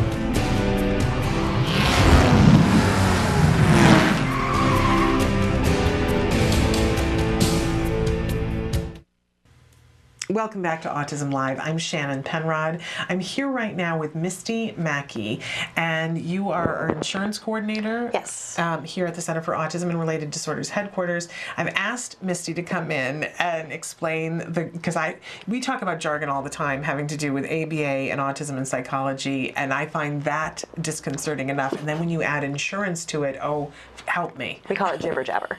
Jibber jabber. I like it. I like it. Yeah, because then I just go, who is the therapist who says, you know, heal yourself? I think it's Ileana Vincent. And when I hear insurance terms, I go, oh, heal yourself. Because I have no idea what you're talking about. And I need to. This is an important part of this journey, you know, but it wasn't when my son started. Right. And it is now, but it still affects my son in a lot of different ways. So I need to be educated, and I know that all of you at home want to be educated too. So thank you for being here with us to talk about these things. I want to take a little bit of a time now to talk about what's happening in the state of California, because this is where we are. And we were thrilled that insurance reform passed. I don't think that anybody had the expectation that it really was going to in this year. Right. But it did. Thank you to Senator Darrell Steinberg. And a lot of other people, I should say a lot of other people, but he was the person who said, this is it, you know, it stops with me, and I'm making this a priority. And so we have insurance reform. We do. And a lot of people have had a lot of emotions about it in the last few months, and I've heard people say, I'm not sure we did the right thing. But I keep saying, no. Arizona. No, it's good. It's good. It's good. And Arizona showed us the way, and we saw that they went through a bumpy period, but this is going to sort itself out. So tell us, it takes effect on July 1st. Right. And what is going to happen then? Well, you know, the thing about California is that in the months before this is supposed to go into effect, California settled with 4 major insurance carriers: Anthem Blue Cross, Blue Shield of California, United Healthcare, which is huge, and Mental Health Networks, or HealthNet. They're the same company. Okay. So 4 companies are already covering it. So it's really not going to be this huge shift as we've seen. I mean, it's been kind of gradually coming because of all the other insurance companies that are doing it. So those major carriers already have systems in place for handling ABA claims and ABA authorizations. They actually have teams set up to handle ABA, which is fantastic. Yeah. You know. That is amazing. So they were getting there beforehand and doing the right thing anyway. Right. Okay. But for anybody else, there'll be a little bit of a shift. Now, here we have the regional centers. Right. So talk to me a little bit about, what do we know? I'm sure there's a lot of stuff we don't know because it's going to have to shake down in the process. Right. It takes a little while to get regional centers to tell you anything for certain. Right. You know, they've got a lot of levels to go through before they can come up with anything final to give you a good answer on anything. And it's kind of like reinventing the wheel. I mean, we haven't done this before. Exactly. So, you know, I think when I was going through this process, there were parents who could say, now, here's exactly what you do. Here's who you have to call. You're going to have to call 18 times. Just know that that's going to happen. That's still true. There's going to be some frustration on your part, but it's all going to be good in the end. You got to keep after it. But, you know, now it's sort of new ground, and nobody can say, now, here's exactly how it goes. Here's step one. And, exactly. You know, and I think everybody needs to be aware of that there is going to be a period of time that the person on the other end of the phone isn't going to know the answer either. Right. But we still think this is a really good thing. It's definitely a good thing. Okay. Definitely. Okay, I love to hear that. Right. I mean, it's being covered with no age caps and no dollar limits, which is not something you get with Regional Center. You know, Regional Center, because of the state budget, has been cutting hours back more and more and more as time goes by. Yeah. I mean, there are some kids right now who need a full program, 40 hours a week, who are only receiving 10 through Regional Center. Yeah. That's going to go away. Okay. If, you know, if they have insurance. Okay. And we've been getting some indication from some regional centers that if the parents have a financial hardship with use of their insurance, they may help with co-pays. Okay. That's something that they would have to talk to their case manager at the regional center about. It's not anything that we can guarantee. Right. It would be something that they would have to work out. Okay, but that's huge, and that was going to be my next question, because what we do see with insurance is that there's that gap. Right. That, you know, if you, let's say that, you know, in some states you might have a $100,000 cap of what you can spend per year on your child for ABA, but you have a $5,000 deductible that must be met before the insurance kicks in. And for some families in this economy, that is ulcer-causing nervous breakdown time. It is. That $5,000, and you think to yourself, okay, I have to raise $5,000 so I can get $100,000 worth of care for my child. You know, essentially not for free, because you pay for your insurance, you pay a premium, but, you know, to be eligible for that $100,000, I got to spend $5,000. How am I going to come up with that $5,000? Exactly.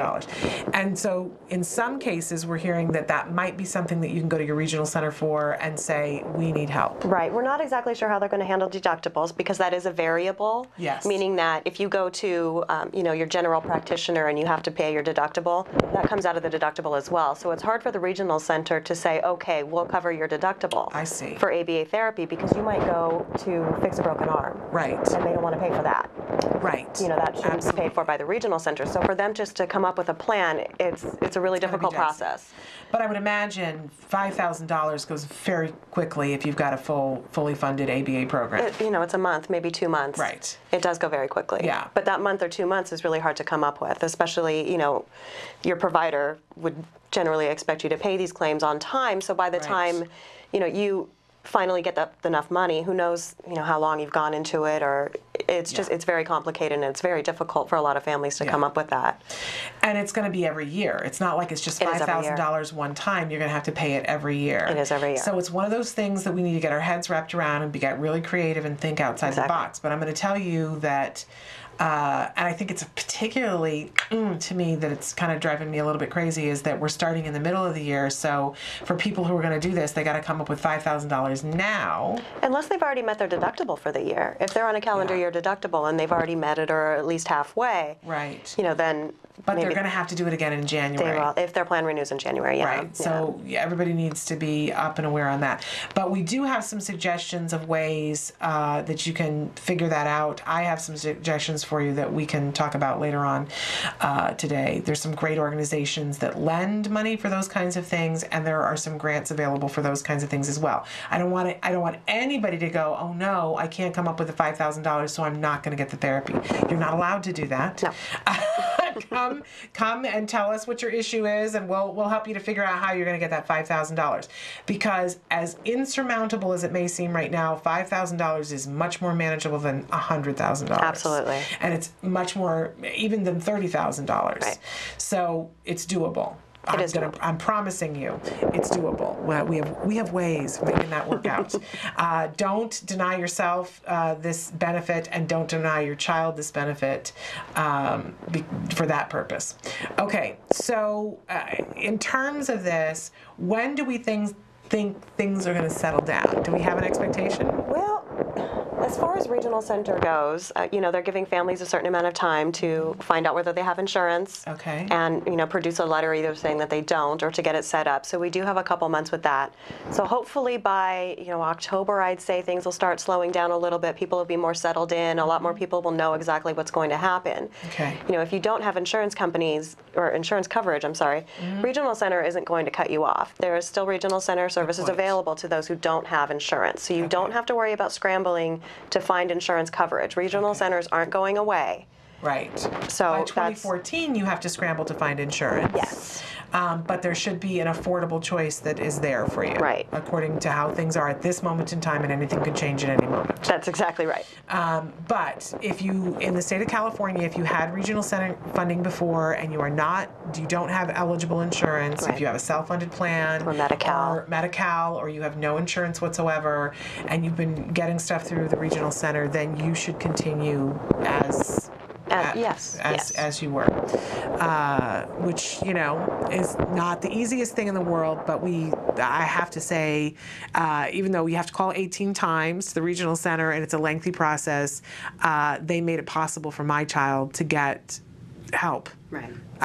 So. Amazing, because I couldn't have paid. Its faults, but it's I could not have paid for what my son had. There's no possibility that I couldn't have fundraised that amount of money. I just couldn't have. I've seen the bill. It's probably more money than I'm going to make in my lifetime. What they spent. California's been very fortunate with regards to the regional centers. Amazing, amazing. But I'm hoping that we're moving in a way that's sensible, that everybody can have access to these things. Right. That's the direction in which we're going. It's a big bill. It is. And I hear people say, well, why should insurance companies have to pay for this? And it's gonna, it's gonna go on the backs of companies and businesses and things like that. And what I want to remind everyone, and this is something that you can say to your friends and family when they say, you're excited about this and you shouldn't be because of X, Y, and Z, that the truth of the matter is that for other people, if their child gets a brain tumor, that was covered by insurance. And why isn't everybody up in arms about that? Why? Because it's what's right. And our children deserve every bit as much as consideration as anyone who has anything else going on with them medically. Perfect. So, don't let people run over you and say you don't deserve this, because you do and your child does. Exactly. Absolutely. Misty, thank you so much for coming in. Well, thank you for having me. And we'll have to have you back. Okay. So we're going to take a break, and when we come back, we've got some more interesting stuff. And it's just a few minutes before we're going to be welcoming Dr. Jonathan Tarbox into the studio to talk to us about research and ABA in particular. I've asked him to come in today and tell us about ABA and what the beginnings of ABA were and how it is used, oddly enough, for people who are not on the autism spectrum, because I find that a fascinating subject too. So stick with us. That children with autism definitely need if they're going to improve and live the lives that we're hoping that they're going to be able to live. By being able to train people on this one particular method that we know works, and to be able to have all of your staff within your school settings on the same page, it allows you to take more of a multidisciplinary approach, and there's definite consistency going on within the team. It makes sure that every person involved with that child's treatment program, including the speech and language pathologist, the occupational therapist, the teachers, the aides, all of these individuals to be able to be trained so that they can all work together effectively with the child.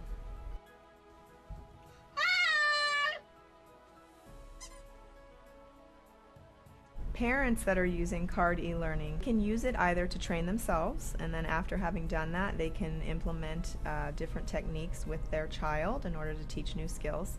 But oftentimes parents might also be working either with an ABA provider, with a school, or they may have even hired their own therapist to deliver the intervention techniques. So CARD e-learning can be used either to collaborate with your school.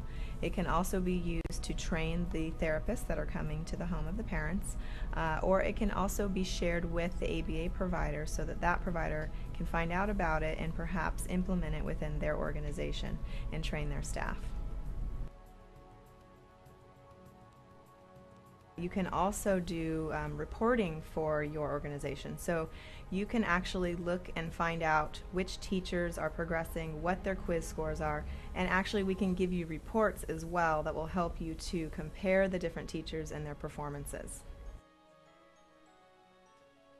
Card e-learning is really, really simple to use. You can log on to this as long as you have a computer, that's all you need, and an internet connection. And you can work on it any time of the day, anywhere that you're at. When you log on, you realize that right away. First of all, on the top of the page, there's a navigational tutorial. It's a how to use this page button. Simply by watching that video, it'll all kind of unfold in front of you, and it becomes extremely self-explanatory. Card e-learning has 9 modules, and you can basically go through those at your own pace. You're going to be watching videos that are kind of like a storyboard with narration, but in addition to that, there's many different video clips of therapists actually implementing the techniques that are being described within the storyboard that you can also watch.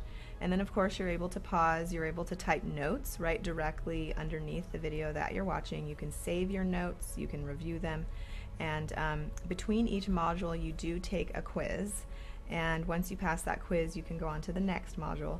And then after you complete all of them, you have a final exam. And by completing the final exam and passing with a score of 85% or better, you will be given a certificate of completion. Let me show you how easy it is to use Card e-learning. Welcome back to Autism Live. I'm Shannon Penrod. We're webcasting to you live from the Center for Autism and Related Disorders headquarters in Tarzana, California. And I have been remiss, horribly remiss, that I have not mentioned that I want to ask all of you to support right now our good friend Tom Hibben. He's an autism dad, and his family, they lost their home the other day, 2 days ago, to a fire. Fortunately, no one was home and everybody is all right, is what I am hearing. But there is a fund to help the family. If you watch the show, we had Tom Hibben on. He's been on twice. He's a dad blogger. He writes the blog Adventures in Asperger's. It's a wonderful blog.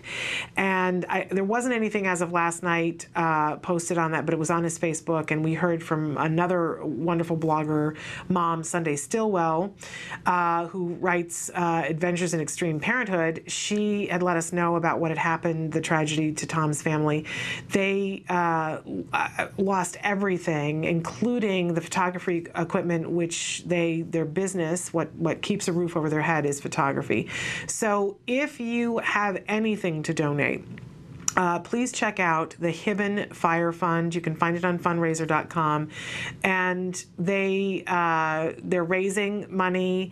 If you have $1 to give, that's wonderful. If you don't have $1 to give, if you would just share it on your Facebook and your social media to let other people know, it's wonderful, the outpouring, and I know the family has felt the outpouring of the community. And more than anything, I really would love for us to all support this family. It's what we would want to feel if we had just lost everything. You know, there's that moment of realization of, okay, the most important stuff is safe. The children are safe. His oldest child is on the spectrum, and he has 2 other boys, and the family is safe, and thank God for that, right? And I think they would be the first people. Apparently they were celebrating their anniversary yesterday, and they said, we're picking through the rubble of our home, but we're celebrating what we have. And that's exactly the kind of spirit that Tom Hibben has brought to Autism on Well Up. He's a great dad, but we can all imagine, what we have to go through on a daily basis, right? It's hard enough. And then to lose all your possessions, and how hard it is for a child on the spectrum for things to change and to lose everything, to lose all the things that are reinforcing to this child, and to lose the tools that help them to make their living. So if nothing else, support this family.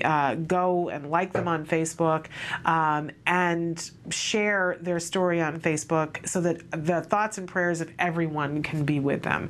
Let them feel the love that is in this community. And if you have something to donate, I know a lot of you were saying last night, I've got clothes. He's got 3 boys. I've got clothes that my kids have outgrown.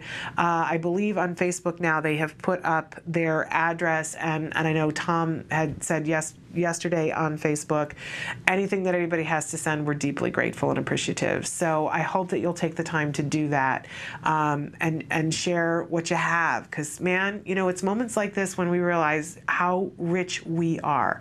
You may be feeling like you've got nothing, but I know if you're watching us right now, you got an internet connection, right? So you got a lot. You got a lot.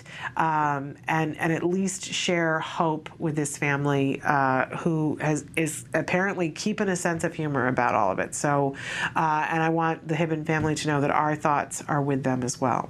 Okay. In just a few minutes, we're going to be joined by Dr. Jonathan Tarbox, but I wanted to give you our academic tip of the day. I think it's so fun in the summer because I've been talking about the fact that we want to build this tool belt, that we want to put things in it, that tools that we can use in lots of different ways and get creative. ABA is a creative science, and that's fun to me, so that we figure out, well, this is the way that we apply this tool for this child in this moment, and this is the way we apply this tool for this child in this moment. It doesn't have to be this boring, staid, well, rule number one, right? We want to make it reinforcing the behaviors that we want to see and have them increase. Yeah, that's rule number one, but let's have some fun while we're doing it, right? So one of the things that we work on with our kids, especially when they're gaining the skills for preschool and for kindergarten, and keep in mind that a child can be doing that when they're in 3rd grade if they're behind, right? Or a child could be doing that when they're 3. But some of the things that we work on are the understanding of quantity. And we're not just talking about being able to count 1, 2, 3 and get the progression of them, but understanding that 1 is actually a quantity of 1 and 2 is a quantity of 2. And we work on that, but then we need to apply some of the other words that we use to define quantity, some of them that are less specific, like more, or some, or several, or a few, or couple. These are really difficult words for our kids on the spectrum because they're not clearly defined, but they're used over and over and over in math and in social situations, right? And we can work on these things with our children by giving them many opportunities to understand what they are and help them with guidelines, but make it reinforcing. So my idea for natural environment training for dealing with these quantitative terms for today is to make fruit salad, so that you're cutting up lots of different kinds of fruit and asking your child to come into the kitchen with you and to decide how many of different things you want to put into the bowl. So let's say that you've got 3 strawberries. And so you talk about the fact that, okay, these are how many strawberries? And if your child is already counting, that, having them point to and count and pick the strawberry up and move it and say 1, 2, 3. And then you can say, yes, we have some strawberries.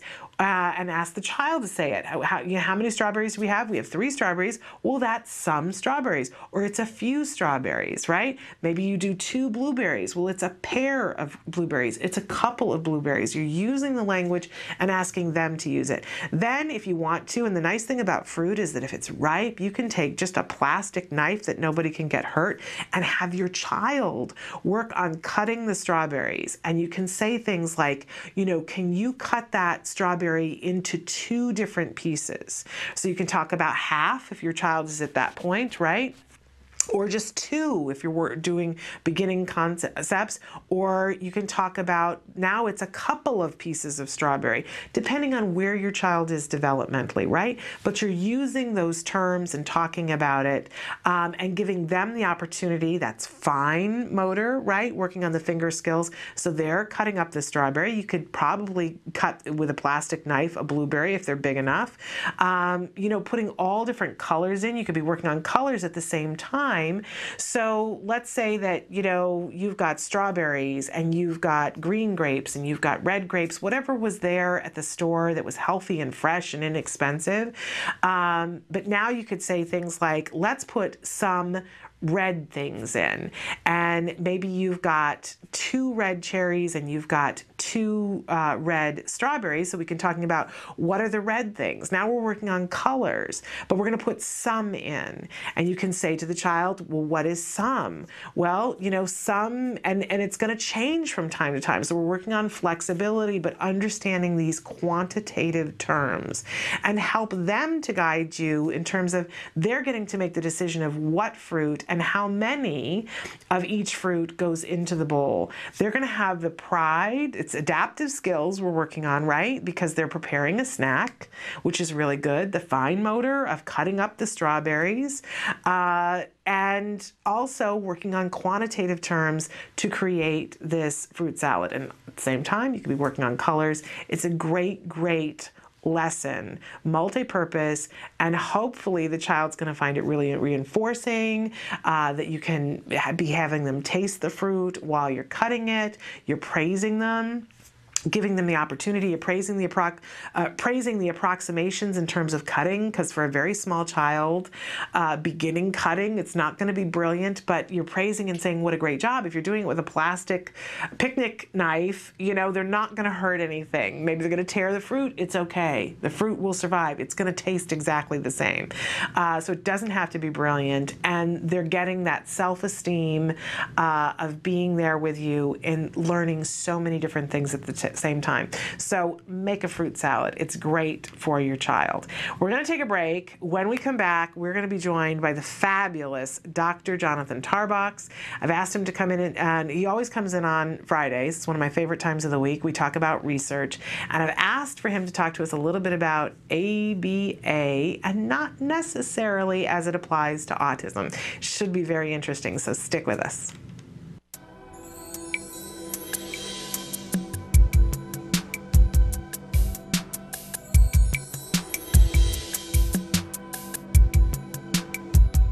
My name is Jennifer Yakas, and I'm a CARD Senior Clinical Supervisor and a Senior Trainer. What is self-regulation? Self-regulation is something that we all use on a daily basis, ongoing throughout our day. So self-regulation is your ability to be self-aware and monitor your own behavior in certain situations, and then be able to use that information to make adjustments to your behavior, to be able to respond more appropriately to things that are happening in your environment. Why is self-regulation such an important skill to teach to a child? Self-regulation is incredibly important for anybody to learn, particularly for children with autism, because self-regulation relates to an area of functioning that's referred to as executive function.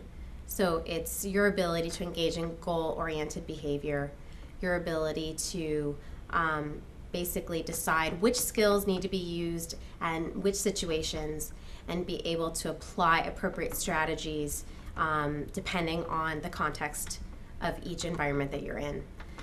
So that is one of the core deficits of children on the autistic spectrum. Self-regulation also affects basically every area of functioning on a daily basis. So self-regulation applies to emotional stability, being able to react appropriately emotionally to different situations that are going on. It has to do with on-task behavior, so your ability to be aware of your focus, where you're supposed to be paying attention, being able to bring back your focus to something that is important in the environment. It might have to do with energy level, so many times children with autism become overstimulated or understimulated based on what's going on around them. So self-regulation affects their ability to be aware of their energy level and then engage in strategies to help them bring it back to middle so that they can be calm and respond appropriately in whatever situation they might find themselves. How can I teach self-regulation to my child? So if we were to pick an example of on-task behavior, the first step that we need to do is get the child to understand what is on-task behavior and identify that between examples of off-task behavior. Because in order for us to be self-aware of our behavior, we have to be aware of what that behavior is in the first place. So you can present very simple discrimination trials where somebody is displaying one type of behavior and another type of behavior, and the child has to determine whether what they saw was on task or off task. So you make sure that the child is able to identify that target behavior. Then you move into self-recording of that behavior. So the child then determining within themselves whether they engaged in that behavior within a certain time frame. Within that piece, you have to include accuracy checks. So you need to make sure that the child in rating or recording their own behavior is actually authentic in that recording. So we do that by having an observer, typically a therapist or a tutor or a teacher, recording the child's behavior or rating the child's behavior at the same time. And then we offer reinforcement for the child just for matching that recording. Regardless of whether the behavior occurred or not, we want to make sure that the child is authentic and accurate in their recording. So it's important to offer reinforcement for that piece as well. So once the child is able to do that and recognize instances of that target in their own behavior and record it, the next step is getting them to then compare it to some type of rule or some type of criteria that we want them to meet. So for on-task behavior, we've taught the child to identify what on-task behavior is. We then give maybe the child an interval of 2 minutes, and we want you to rate within that time frame whether you stayed on task the entire time or whether you were off task for longer than 10 seconds, something along those lines. It could be simplified depending on the child. So then once we get that accuracy in the self-recording, we then teach the child how to measure that up to the criteria that we've selected. So let's say we want the child to be on task 80% of the intervals that we select. And so we teach the child to record and then compare to that criteria. And then once the child is able to do that, then we figure out the delivery of the reinforcement. And the reinforcement at first most likely is going to need to come from an adult, but eventually we want the child to be able to select their own reinforcement and then deliver their own reinforcement based on whether they met that goal. And hopefully with this information, the child then learns to adjust their own behavior based on whether or not they're meeting their goal. How should I reward my child for actually self-regulating? When you are first teaching a child to self-regulate, it is important to determine how to best reinforce your child. So just like any other skill that we're trying to teach, you first need to do preference assessments. You need to figure out what is going to be motivating for that child, and also something that is going to be effective within the environment that they're in. A lot of times we will teach self-regulation during school-based activities or during social activities with peers. And so you need to choose reinforcers that fit within that environment. And at first, reinforcement comes generally from the adult, whether or not the child has met the criteria. And usually we provide reinforcement for the two pieces, for whether the child was able to accurately self-record their behavior or identify their behavior, and then provide reinforcement for whether they met the goal or the criteria for that behavior. It's important to provide reinforcement for both. And ultimately, after the child becomes better at self-regulation, we want to transition that reinforcement over to the child. So the child is selecting their own reward, their own goal, and then delivering their own reinforcement based on whether they met the criteria or not.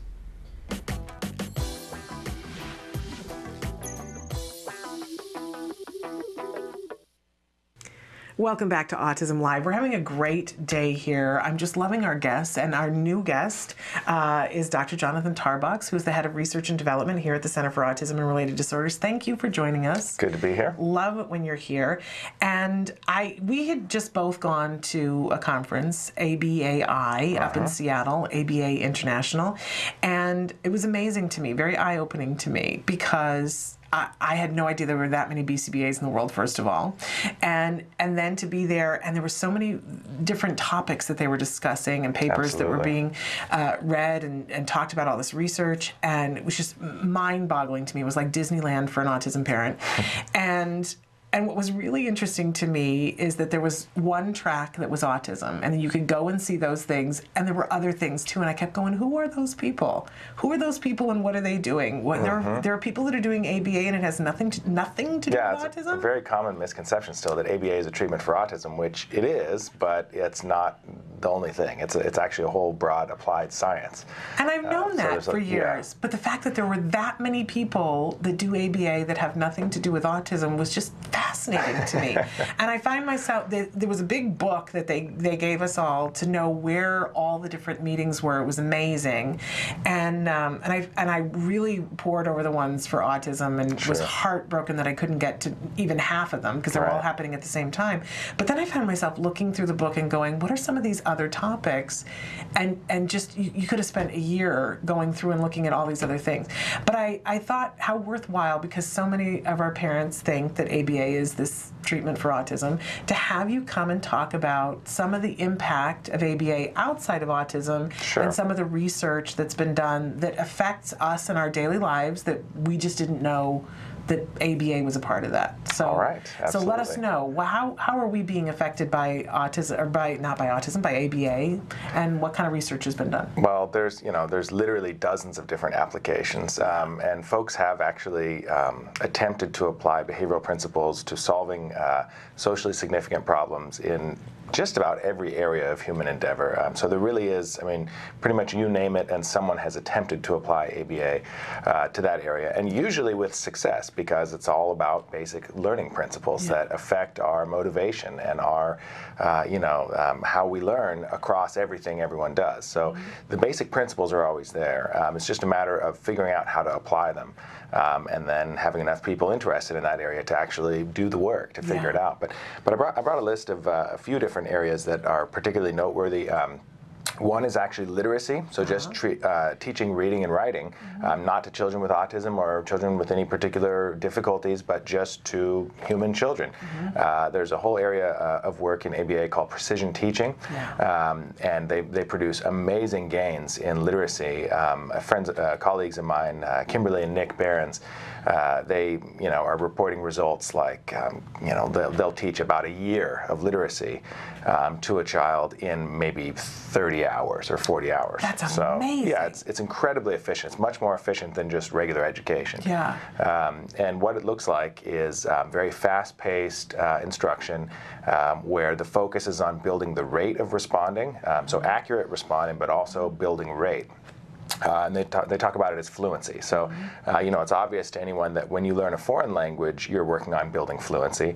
But it turns out it's the same thing with anything you and I are learning too in our own language, is if you want to be good at it, fluency is really important. So they work on building accurate and fast-paced responding.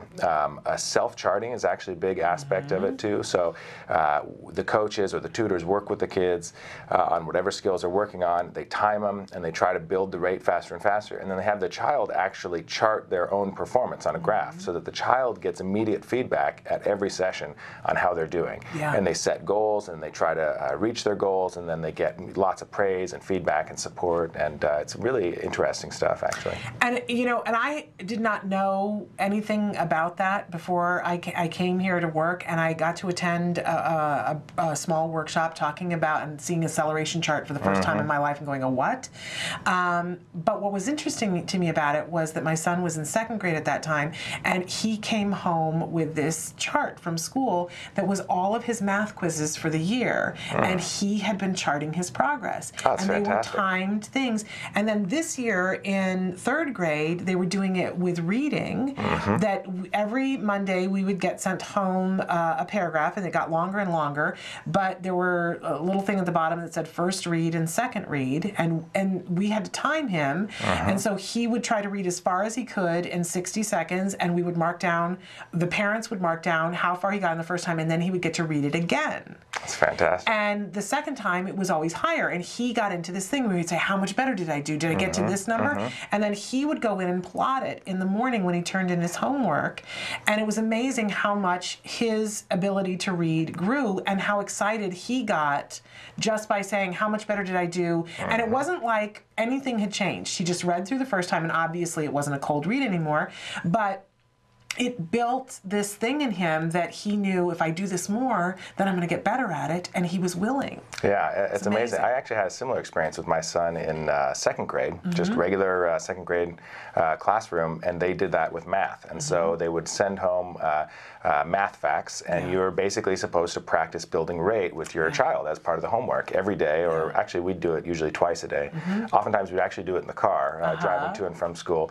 And it was amazing the difference that I saw within a few months. My son went from being, pretty frustrated with math, actually, not really enjoying it, to being on grade level or ahead of grade level, and it was pretty clearly just through that rate building, just practicing going fast and practicing going accurately. It's really cool. And I gotta say, as a former teacher, like when I first saw it, I was like, wait, but where's the teaching? Right.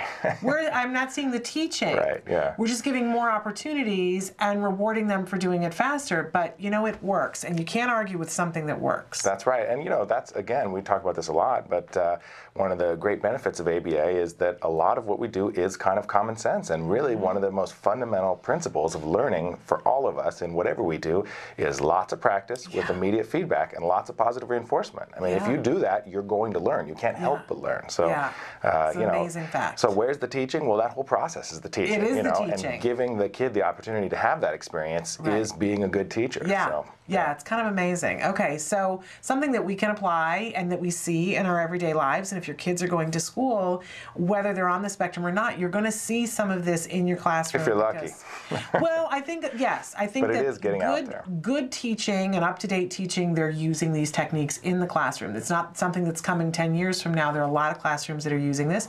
And you have the ability to talk to your teacher and say, do you know about this? Have you done a class in precision teaching? That's right. And frankly, even if your child's teacher knows nothing about it at all, just ask for the fundamentals. What are the fundamentals that my child is working on this week, and practice them with them, and try to build rate, try to go fast, but also focus on accuracy. So we don't want to go fast with lots of errors. We want to go fast with correct responses and make it positive and make it fun, and that is going to make your kid better at the skills that those fundamentals are critical for.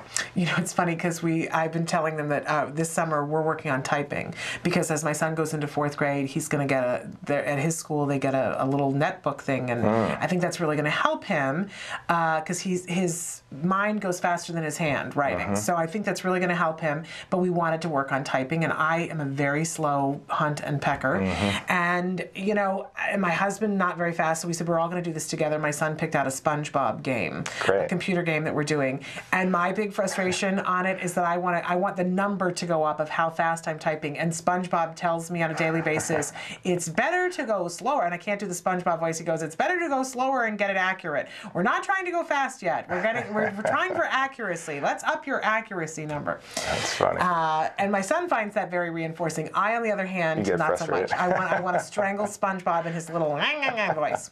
But there we are, the precision teaching and the opportunities. Okay, so fascinating. What else do we see that there's been research done that affects us? One area that's kind of interesting that there's a lot of potential for is in sports and athletics. And so it's not a huge area of behavioral research, but there are a significant amount of studies, and it's expanding. And again, sometimes it comes down to fairly straightforward stuff that that we all know is probably going to work, and yet when it comes down to it, is very rarely done in our daily lives. And fundamentally, it's just about feedback. It's about clear and frequent feedback. And so there's been several studies on improving accuracy of passing with soccer players, improving accuracy of tackles and blocks in football. And they do things like, instead of the coach yelling at you when you make a mistake, they do things like literally just count the number of tackles that you did, and then count the number that were accurate or done, whatever defines a good tackle, like I would know. And then they give them that feedback every day after practice. Here's your percentage, and here's the chart. And we want, and they set goals. And so we say, here, the goal is, for the team, the goal is maybe 80% or 90%. For you, your individualized goal is, 10% better than last week, whatever. And simply through goal setting, accurate data collection, and daily feedback, it changes performance. Yeah, amazing. And here we are, we're getting ready to see the Olympics. There's every reason to believe that some of those athletes have used some ABA techniques in order to achieve the success that they've got. fun. Absolutely, whether they know it or not, Yeah. they are. Absolutely. And that is a fundamental that probably any coach could have told you is, the person needs to know how they're doing, and they need frequent feedback on how they're doing. I find it fascinating. I've talked about before on the show that, when you watch the Olympics and they cut away and they show the people's story and they talk about how they're getting the results. I loved, years ago, my dad used to coach women's softball, and he's not with us anymore, but we still, root for the women's softball. And they were talking about with the women's softball team when they won the first gold medal, one of the things that they did was that to improve their batting average, they wrote numbers on the softballs for practice, and they would pitch the softball to the batter, and they would have to focus on the ball and see if they could read the number as it was rolling towards them. Wow. And by focusing on the number, they were, of course, focusing on the ball. Yeah, and so they had better contact when the bat hit the ball because they were Really watching it up to the last minute and charting the progress of it, There and you go. saw that their batting averages went through the roof. Wow, that's really through the roof. That's neat. So I love that kind of thing when you can see that some little thing that you tweak has a real makes a real difference. Another one is free throws with basketball players, and so that can be. I'm no basketball aficionado, but that can make a real difference for a game, right? Is the percentage of free throws that you make, and so they've done things like that look a lot like sort of a shaping procedure, a stimulus fading procedure, where they start with the player right underneath the basket, where they know they're going to make the shot 100% of the time. They take a few shots like that. Great job, way to go, and then move back 6 inches. And then a few shots there, and if you're still successful, move back 6 more inches. A few shots there, but you don't move back until you meet some kind of criteria, 80, 90, 100% correct over however many trials. And just like anything that we teach our kids with autism, right, it's about baby steps and making each individual increase in difficulty small enough to where you know they're going to be successful. Right. So same thing with these basketball players, and what they found was very significant increases in the ability to make free throws. Right. Absolutely amazing. Be more systematic. Right. I love this because this does apply to our children, but I think it's really helpful for us all to see all the different applications. Because then you start looking at your life and going, okay, what could I make better? That's really true, I don't have to be stuck in this situation. I could make things better if I'm willing to look at it in this way. All right, we've got more things to talk about, but I want to take a brief break, and we'll be back with more with Dr. Jonathan Tarbox. Don't leave us. No, maybe we're not going to break. There we are.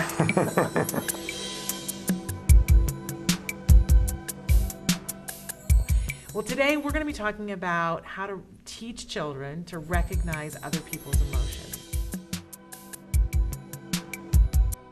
Why is that important to teach kids with autism spectrum disorders?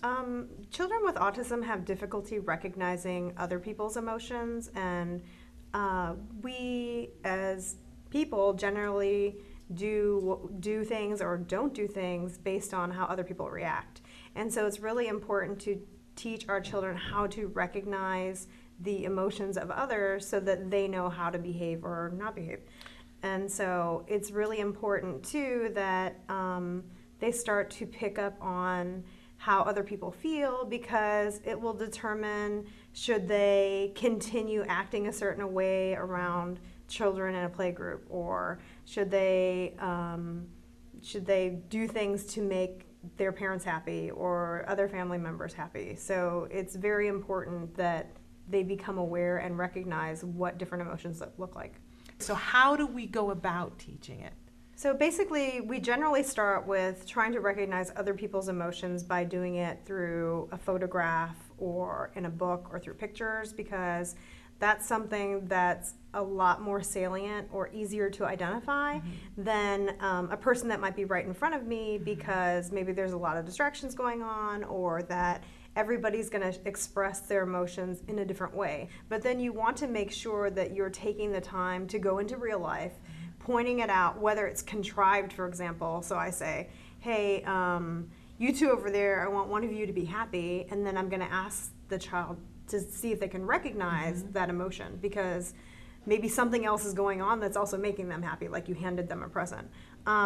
You want to make sure then that you start fading away from the contrivedness of it, so as it's actually occurring in real life, because a lot of times our kids have difficulty generalizing. And just because you teach it from a photo, or I sit here and I say, how do you feel, doesn't necessarily mean that they are going to transfer the skill. It's one of the primary deficits of kids on the spectrum is generalization. So it's very important that we're teaching it at different levels, because ultimately everything that we are teaching them, we want them to be able to use in everyday life. Yeah. So that eventually we even lead up to, hey, if somebody's on the playground being mean to you, how is that going to make you feel? And they might say, well, it's going to make me angry. Well, what can you do about that in that situation? And then also eventually teaching them, this is what you can say or do in that situation. But again, rehearsing that just in having a conversation is not necessarily going to mean that the child is going to start exhibiting that skill. Right. So what I might do then is, for example, let's say we're going on the playground, and I know that it is in the past been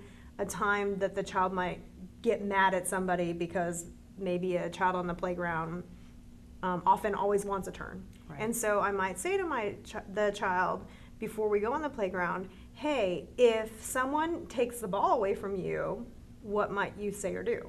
And so then I'm kind of priming them or coaching them before the situation occurs. That's still a prompt, but it's a step towards generalizing the skill into everyday life. But the goal then would be eventually that I don't have to remind them of that before the situation occurs. They will have the scenario occur to them and then immediately know the correct reaction or response that they need to give. Right. And I can't say it enough. It builds on so many other things. Being able to recognize your own emotions, taking other people's perspectives, understanding where they're coming from. So a really worthwhile thing to work on. And absolutely, and especially too because it emerges so early. Yeah. But it continues to develop for quite a long period of time too. Yeah. So yes, a lot of skills that build on from recognizing emotions of others and also your own emotions as well. Great. Thank you very much. Thank you.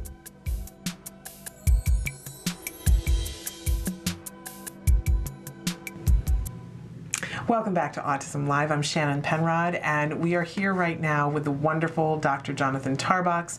He is the director of the Autism Research Group. Correct. But you are also the head of research and development here at the Center for Autism and Related Disorders. Both wonderful and illustrious titles. Thank you. And we're talking with him right now about different ways that ABA is used aside from autism and some of the different research that's been done in areas outside of autism. Why, you ask, would we talk about that? Because it's kind of fascinating, and I think it's great to see. We've been talking all week long about how you want to have a tool belt for ABA, that it's not like it's this thing where it's step one, step two. It's not a cookie cutter recipe at all. Yeah, it's about basic principles, and it's about a general way of looking at the world, and the ability to, in fact, to be a good ABA provider, and frankly, to be an effective parent, you need to be able to apply what you understand about ABA in general to new situations, and not just follow, oh, we're supposed to do this step, repeat, repeat. It's about being creative and flexible. Yeah, I'm coming to think of it a lot like painting. You know, that you get the tools and you see that there are some different techniques that create different effects, but then you have this canvas and you have to apply things in the way that makes sense to you. That's exactly right. You're not painting the same tree over and over. Right. I could just hear Bob Ross saying, a happy little tree. I loved Bob Ross. Great. Wasn't he awesome? And he showed you techniques, right, that you could practice, but then you needed to apply it in your own way. Exactly. And he would never have said to you that all trees are the same or that all rocks are the same. Happy little trees, happy little rocks. And so that's what we want to do, is get the tools, gain the tools, apply the knowledge, and then get creative with this science and apply it to our individual, not cookie cutter child. Individual. And our own lives as well. Absolutely. And I think that's one of the things that's exciting to me about this is that, it expands your mind a little bit, and you think, okay, so where else could we be using this? That's right. With my mother-in-law. My mother-in-law is not with me. But, with my dog. Seriously. Well, and you know, actually, it's funny you say mother-in-law. I actually did a little experiment with my grandmother years back, where she was the type that would call and nag and complain constantly, right? And her sort of mantra was, no one pays attention to her enough, and people wouldn't call her enough, people wouldn't give her enough attention. And so every time, and so we never called her, you know, like typical lousy grandchildren, we never called her. And then, but then when we did talk to her, she would just complain the whole time. And so I thought, well, wait a minute, hang on. From an ABA perspective, what does she want? She wants attention, right? Well, what if we just gave her more attention when she wasn't calling us and nagging us? Right. So I started a schedule of calling her once a week. I think it was every Monday. And she didn't have to ask, I just did it. Right. And I did that, and within maybe 1 or 2 weeks, her complaining went down to 0. Wow. And every time she talked to me, or she talked to us at our house, it was all positive. And it was just nice to see you, thanks. And she didn't keep us on the phone forever because she was getting what she wanted. So she didn't have to do the problem behavior to get it, right? It was kind of funny, though, because she still complained to other people about them, but never complained to us. So. Right. But well, they weren't giving the attention. Right, yeah, they weren't doing the treatment. So it kind of makes sense, yeah. They weren't following through. Well, that kind of makes sense. And when we see parents who say, you know, one parent is applying the rules and being very specific about it, and the other parent stands there and says, well, why is he or she doing it for you? And they're not, well, you're not applying the tools. Not following through, yeah. You know, and sometimes it's tough to hear that. I was sharing earlier that, you know, we've had to send our dog out to a behaviorist. And so we got to go and visit and walk the dog, and we're being trained now. And I couldn't believe how hard I was finding it to be, because they're new set of rules. I'm used to reacting in a certain way, new phrases to say, and we all had to take our turns to it. And I felt like I was in, you know, remedial ABA with the dog. And you probably knew more about behavior analysis than the dog trainer did. I don't think so. I don't think so. But you know, knowing about it and being able to apply it in the situation when you have a pattern, it is. And I kept on, and you know, and he was being very patient with me and saying, now, you know, she just did the thing. You have to reinforce immediately. It has to. And I was going, I know this, but it's just a matter of being able to do it. I got to get myself situated. It's going to take me a little while, and being patient with myself. But it was very reinforcing. Boy, that dog was stopping and sitting and it's working. And great. Oh, it was working beautifully. It's crazy. She gets to come home soon. All right. Wonderful. So in any case, but you were telling us things that different ways, research other that's been done. Yes. Other areas of ABA. So what else on your list? Got a list here. There's a whole area of ABA called organizational behavior management. I noticed that at the conference. Yeah, there's quite a bit of research in that area, and basically it's application of behavioral principles to solving problems in organizational settings. So instead of looking at necessarily the behavior of one person or one organism at a time, it's looking at sort of behavior overall within a group or an organization.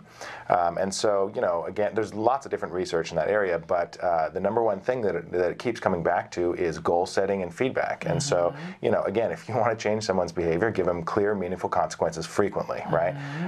So they look at things like, you know, traditionally when people talk about work culture, sort of people make up all kinds of sort of constructs and myths and stuff about, oh, this, about the culture and leadership and all kinds of other kind of fancy sounding ideas. But then when it comes down to it, what do you really do? And it turns out that effective leaders set goals with their employees and they give them frequent feedback and an honest feedback, right? So, you know, there's lots of research on increasing productivity in organizations, decreasing different types of behaviors that might be bad for the organization, increasing safe behaviors. There's quite a bit of research. It's called behavioral safety research, and it's things like, you know, making sure that employees lift with their knees, not their back, wear seat belts when they're driving a dump truck, that type of thing. And basically it comes down to the same thing. It's about getting clear feedback and setting goals, and actually they incorporate things like observing other employees. So part of what changes my behavior is observing whether other employees are doing the behavior. So they'll have all the different workers on a particular unit take data on each other's behavior. Is Jimmy, you know, lifting with his knees instead of his back? And Jimmy takes data on their behavior too, and we all just kind of, it's feedback for all of us essentially. Right.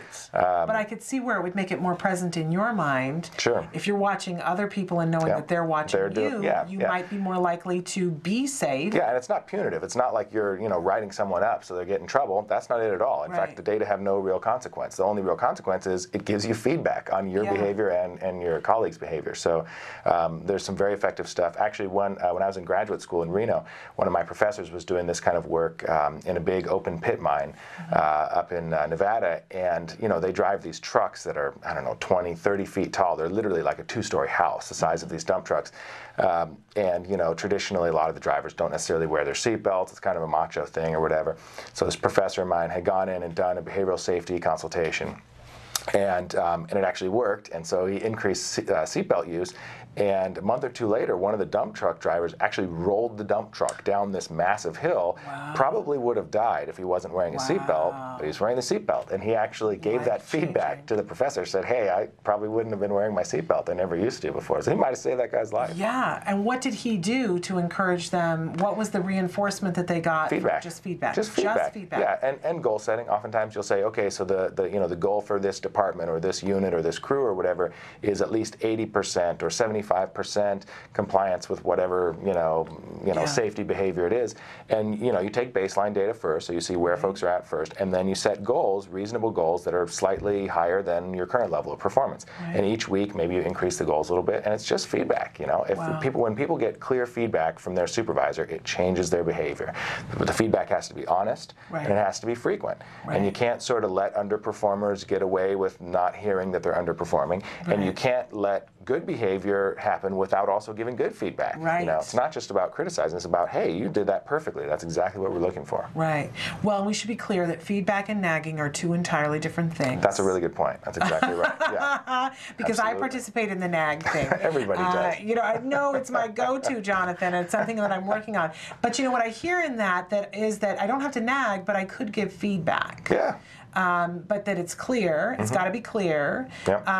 And just saying this is where we are on this, so there's room for improvement, and then not revisiting it endlessly. That's right. And then when improvement happens, make sure you acknowledge that. Yes, that's the really important part. really big thing. I was just thinking about the fact that I was at Home Depot last night, and you know how a lot of times now, businesses and organizations, you'll go through and you get your receipt, and they'll say to you now, and they circle on the bottom of the receipt and say, there's a survey that you can take to say what your experience was like, but there is that delay, right? Because then you have to go home, you have to remember, you have to, how many people do that, and then that goes to corporate, and corporate has to sort out, and a month later they, say to the employee, you had a bad experience with a person. There's a huge delay, right? Yeah. Well, now at the Home Depot, they had this thing now that you go through the register, and there's a bell at the end of the register at my Home Depot, and it says, if I did an awesome job, please ring the bell. And if you ring the bell, then everybody cheers, and the person gets immediate feedback from the supervisor saying, hey, great job, and you feel as a person that, you gave the feedback, and so I thought that was kind of clever. Yeah, and if they treated you really well and you appreciate that, it probably feels great to give them that feedback, right? So that's neat. And to see that, and you're there when you see them get convenient and immediate, Yeah, I thought, really smart. That's kind of clever. Yeah. We like Home Depot. No, because they have that kids craft thing right. You too. were telling me about that. Yeah. It's a really amazing thing. We just showed it a little earlier, and that's coming up next weekend, not this weekend. That people can go for free and work on a craft with your child. It's really fun. Very cool. It's great for our kids. Okay, so what else do you? And you brought up behavioral safety a little bit. Yeah, we talked about that a little bit. Another really interesting area of research is in drug addiction. There's some folks at Johns Hopkins Hospital in Baltimore doing some really interesting research, actually with some of the most difficult populations to work with. These are folks who are mothers and addicted to at least 2 different drugs, usually cocaine and heroin. Wow. And the treatment procedure, and these are usually folks who, because of their substance abuse problems, aren't able to keep a job, and of course aren't really able to provide for their kids. Right. And so it's called a therapeutic workplace, and what it is a workplace where they have very simple jobs that pretty much anyone can be trained to do, usually data entry or something like that. Right. But there's a contingency. You can only have this job if you show up and you're clean and sober. Right. And so they actually make them urinate in a cup for a drug test. I forget how often, maybe once a week, come through the door, urinate in the cup, and if it's dirty, you don't get to work here. And so it's a very simple contingency of you're going to be able to support your family if you don't do the drugs. Right. And it's amazing. It has over a higher than 50% success rate of keeping people off drugs. And these are people who are addicted to cocaine and heroin, very serious. Right. And if you see substance abuse statistics issues. on when people have those issues of you know, who can be helped, that's amazing. It's very high. 50%. Yeah, that's right. very high. Yeah. That's amazing. What a wonderful group of people to be working with in that way. Yeah, it's exciting stuff. And how, you know, how immediate that is too. I know a lot of people think that testing for drugs is just this, you know, really intrusive and horrible thing. But if somebody is at that point and it's working to help them to stay clean and what's sober, more ethical? Yeah. Because it's clear. It's not like, oh, well, maybe I'm going to get a drug test or maybe I'm not. You know that if you're going to use, it's going to show up because they are going to test you. Yeah, and if you want to provide for your kids, if you want to have a job, here are the rules, period. Plain and simple. Plain and simple. Okay. You know, there's some folks in, it's a county in England, actually, paying people for not smoking. Have you heard of this? No, but I love that. It's really interesting. So what they did was they calculated the cost to society of smoking, and it's huge. It's enormous, right? Because folks get lung cancer, they get emphysema, and then of course the healthcare system has to take care of it, right? So they calculated what the cost was to society for smoking, and then, you know, took, I forget, like one 100th of that or something like that, and said, let's just pay that to people for not smoking. And so you show up to the county health department office or whatever, you breathe into a tube that measures carbon monoxide level in your lungs or something like that, some measure of how recently you smoked or if you smoked. And as long as you're below some level, they just give you money. Just give you $10, $20 or whatever. Love that. Great? It's brilliant. It's so simple. Right? I love that. And of course, some people are like, oh, well, how dare they? That's tyrannical. They're encroaching on our freedom. You don't have to participate. Yeah, then don't participate. Yeah. I love that because, you know, I had a bet with someone near and dear to me here that last fall because I really wanted them to stop smoking, and so the deal was, and I'm supposed to be exercising. This is where we need to apply the ABA rules, and we've not quite cracked that nut yet, can we just say? And so the deal was that every day that I exercised, that person couldn't smoke the next day. Okay. And that was the deal that we worked. We said this will be reinforcing enough for both of us. And it was brilliant. It was absolutely fabulous. I think I worked out, you know, for like 3 straight weeks, and I was feeling better. And then that person shared that they had given up smoking forever and they weren't going to go back to smoking anyway, and that was it. Oh, no. That was like the last time that I exercised. So there's no meaningful consequence for you anymore. For me anymore, and they're still not smoking, and I'm thrilled about it. But I, you know, there it went, and it went out the window. So and I needed to change what was reinforcing to me at that moment, but, you know. Yeah. Not exercising was more reinforcing than changing the reinforcer. That's right. So, yes, but yeah, I'm big on let's get everybody to stop smoking because it's horrible. Yeah. I'm an ex-smoker, and, you know, way long time ago, and we're the worst.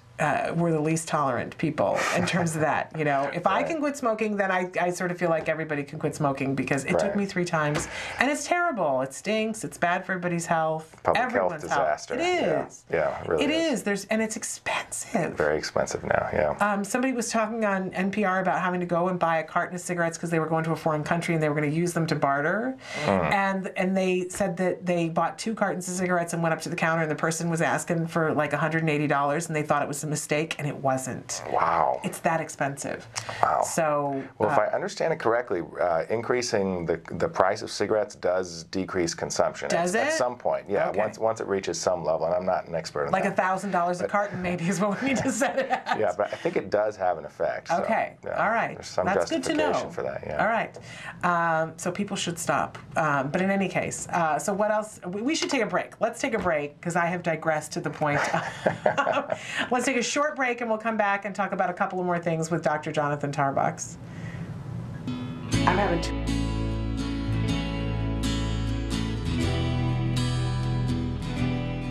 Here I stand, a man, someone who has overcome struggles, someone who has endured perceptions of what others thought of him, thinking he was stupid because he was autistic, or simply believing him to be nothing because he was different to them in their minds. But I stood my ground. I just wanted to say to the organization in general, alongside helping me to improve communicatively and socially, the other greatest gifts you gave me were the value of discipline and a good work ethic. To quote Anthony Kiedis, to celebrate you is greater now that I can. You helped me to realize that the harder you work, the likelier you are to achieve success. Having had to work very, very hard to recover from autism, this discipline has continued to serve me well. I also realized that you taught me a lot about and instilled within me a quality of having compassion and sympathy for other people. That you will be concerned more with the needs and wishes of others than with your own is something that I awe of and I constantly strive to be. And in closing, the only way I can sum up CARD, all of you, is love. Everything you do to help families in need, you do out of the sheer love of wanting to make a positive difference in people's lives.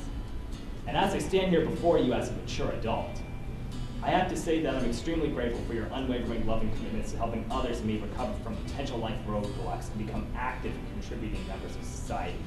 While I can't overcome obstacles without a will, I cannot have a will without the love of those supporting me.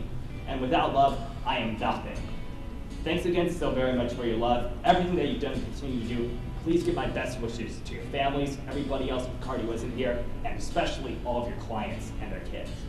I'm confident that they too will be able to overcome, and I know that they'll be successful with what they do as long as they continue to put their minds, hearts, passions, and best efforts into it. Enough said.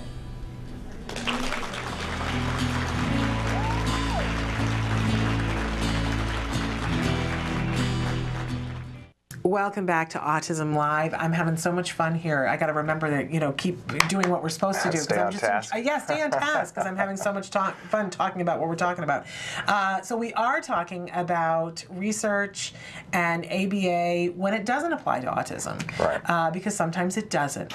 Although I think everything relates back to autism at some point. Right. We can use and this information. That's right, and that's the neat thing about ABA is the general principles relate to everything that we do with ourselves, with everyone that we interact with our children, whether or not they have an autism spectrum disorder. So, and if this is the ballpark that we have to play in, and you know we didn't pick this ballpark, but here's where we are, then we might as well use it for beneficial things that don't have to do with our child on the autism spectrum. So if it can help us to have a more productive life at work, if it can help us to be happier in ourselves and our bodies, healthier, then why wouldn't we use it? Absolutely. Only makes sense. So we're going to talk a little bit, since we were talking about exercise, which I love to talk about. I just prefer not to do it. But you have some ABA research. So, yeah, there is a little bit of research on exercise. that. Yeah, a few different. That might help me. Few different areas of application. One actually is a recent study by Ray Miltenberger and colleagues. What they looked at was they called exergaming or exercise gaming, and it's where they connect video games to exercise in some way. Love it. And what they found was basically that linking video games with exercise, they compared that to traditional PE class, and what they found was when children were playing video games during exercise, they actually did more exercise than if they just participated in a regular PE class. Okay. So your traditional thought might be, well, video games are terrible for exercise, right? But if you do things like, you know, like the Nintendo Wii that requires movement, and they also have video games now that are attached to a exercise bicycle, and so the video game only works if you're pedaling the bicycle. That's what I need. Right? Yeah, me too. So they actually found that actually produces more exercise than just standard PE. So that's pretty exciting. That is very exciting, and I would imagine that at some point that's going to revolutionize how we look at PE in schools. One would think so, and you know, it's not like we want everyone just burying their head in a computer all the time, but if it works better and it's probably cheaper, it's got to be cheaper, right? I think so. Then why not motivate? You know, if it helps motivate kids to exercise, you know, why not? And no research yet on adults to do with it. Not that I'm familiar with, but maybe that's the next step. All right, because I years ago I said if you hooked it up to even my television, you know, hooked up to the television, and I couldn't watch an hour of televimy unless I was doing 20 minutes on a treadmill. We all on need a bicycle. that, right? On an elliptical trainer or something, right? It would make it. My life would be much different. A really interesting thing, and so all of these different things that we've talked about are really amazing for us to take the kernel of knowledge and be able to apply this in the different ways that we can. You also mentioned anxiety and there's a very exciting area of application of ABA called acceptance and commitment therapy. It's developed by Steve Hayes and colleagues at UNR, and now it's spread all over the world. There's something like 5,000 different people now who belong to the professional association that that are involved in acceptance and commitment therapy in some level or in some way. And basically, it's an ABA approach to psychotherapy. And so people sort of traditionally think of ABA as being totally separate from traditional psychology and psychotherapy, but there are actually ABA approaches to psychotherapy, and ACT, or acceptance and commitment therapy, is one of these approaches. There's a lot of good research now, something like 30 randomized controlled trials showing that ACT can be successful, can be very effective in treating anxiety, depression. I think they've done research on decreasing substance abuse as well. Treating chronic pain even. Wow. Apparently a lot of the ways, and I'm no expert in this, but a lot of the ways in which people experience chronic pain have to do with their thoughts and the rules they tell themselves about the pain. Really? Yeah, and so there was a great study coming out of, I think it was Sweden or Denmark, that showed through acceptance and commitment therapy treatment, they could decrease the number of days that individuals with chronic pain stayed home from work. Wow. But they also, this is the interesting thing, they also measured the pain that they were experiencing, and it didn't decrease the pain. It just taught the person to be able to live with it better and to be able to get on with their life better. So it's very interesting, yeah. And ACT is something that we talk about frequently when Evelyn Gould comes in to visit with us on Wednesdays at 10 o'clock as a way of finding all the different ways to deal with the anxiety and the stress and the pressure that come with being a parent of a child on the spectrum. And she would never forgive me, because there's a wonderful book that we talk about all the time that's written by a father who is an ACT practitioner who happens to also be a dad. It's called The Reality Slap. The Reality Gap. Slap. Slap? It's the reality slap. Why did I think it was the gap? Because he talks about a reality gap as when life is different from what you expect it to be or need it to be. That's the gap, right? But when you get a big gap, it's a slap, basically. So the reality slap. The Reality Slap by Russ Harris. Russ Harris, that's exactly it. It's a great book. And it's a book about ACT. But for parents. Well, actually, really for anybody who's facing a major challenge in their life. It's just coincidental that he is the father of a child with autism and relates his story within the context of how ACT works. Exactly. Which is a great gift to those of us who... It should be really, honestly, mandatory reading for anybody with a child on the spectrum. So a wonderful, wonderful thing. And all of these things are because of this wonderful ABA science. And we can gather these tools and learn how to apply them and figure out with our individual child what the best way. I am really, I feel like I've had a love affair with ABA for a long time, from the first time that I saw my child improve. But as I'm learning more and more about how this is applicable in so many different, I feel like I'm falling in love again. Maybe it's time to go back to grad school. Get your BCBA. That's not happening. That is not happening. Although Dr. Dorsey keeps saying to me, you can get a master's degree in autism. That's right. I keep saying, I think I already have a master's degree one at this point. in autism in terms of life. I don't know. Maybe when Jem goes away to college. When I go to college with him, you mean? That's the rating joke that we always talk about. Where is he going to go to college? And it changes from time to time. I think for a long time it was MIT that he was going to go. And we always say, Mommy gets the apartment around the corner. And what's funny to me is he always says, well, where is Daddy? And I say, Daddy can come. Daddy's allowed. He's invited. He's invited if he chooses to come. But Mommy will live in an apartment around the corner. I just keep putting that in there so that when it happens, it won't seem unusual to anybody. Okay. Well, thank you so much. This has been so enjoyable. We'll look forward to having you back next week. Will you be with us next week, or are you away on holiday? I will be with, I'll be here. All right, fabulous. We are going to take a break, but we're going to come back to close out the show. But thank you again, Dr. Jonathan Tarbox. Absolutely. Thank you. Stick with us. New guidelines for autism could affect thousands of children nationwide. It's estimated that about 1 in 110 kids have a form of autism. Dr. Doreen Granpeesheh from the Center for Autism and Related Disorders is here to explain the changes. She's joined by Nancy Alsbug-Jackson, whose 10-year-old son, Wyatt, has autism. Ladies, thank you so much for joining us. Doctor, first, why don't you distinguish for us, because I think there are people out there that don't even know what the current guidelines are, and then quickly tell us what the new guidelines are. Of course. Right now, there's 3 particular diagnoses: autistic disorder, Asperger's disorder, and pervasive developmental disorder.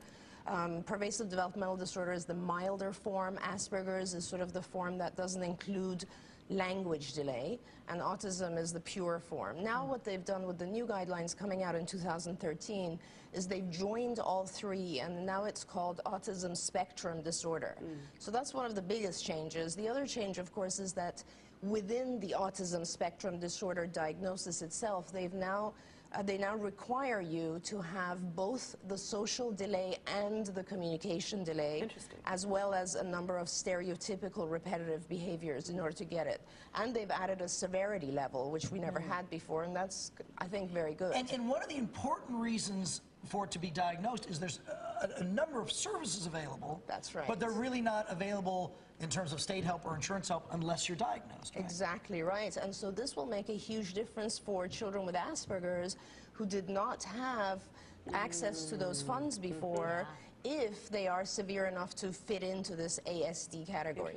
So Nancy, your son, of course, Wyatt, has autism. Yes. What do parents need to know that are watching today? How does this affect them? Well, it affects the whole family. Yeah. I mean, it is really a disorder that affects everyone in the family. What parents need to know is that they need to get a diagnosis early, and they need to start treatment intensively. That's what concerns me about the changes, because if a child's not manifesting symptoms at, say, a year and a half, that they could, right, Doreen, potentially start regressing and showing symptoms at 2. Are we going to miss diagnosing a huge swath of children that are going to be left out? And we can't leave these kids out. And actually, Nancy, that's a really good point, because the new diagnosis now specifically says that. It says that you may not see the symptoms evident at a very early age, but once demands are placed on the child in older age, you might start to see some of those symptoms. Why were the changes implemented in the first place? Was it a cost-cutting measure? No, that's a fantastic question as well. I think that a lot of people were questioning the diagnosis and saying, is the growth in the numbers, is the rise in autism due to poor diagnosis? I don't think people realize that the diagnostic criteria had been in place since 1997. There hadn't been a change for a long, long time. So it was time for it to be updated. It was, and I think I like the new criteria. I look at them and I think that it'll help us to become more specific about what each child needs. Well, this is obviously a topic that we could talk about in depth, and we hope to maybe talk more about it in the future. We want to say thank you to both of you for coming in, and we wish you continued success with your son, Wyatt. Thank you. There's more information there for the CenterForAutism.com, and there's a number there if you can call if you have questions, especially about these new guidelines. Ladies, thank you so much for joining us. Thank you. Thank you very much.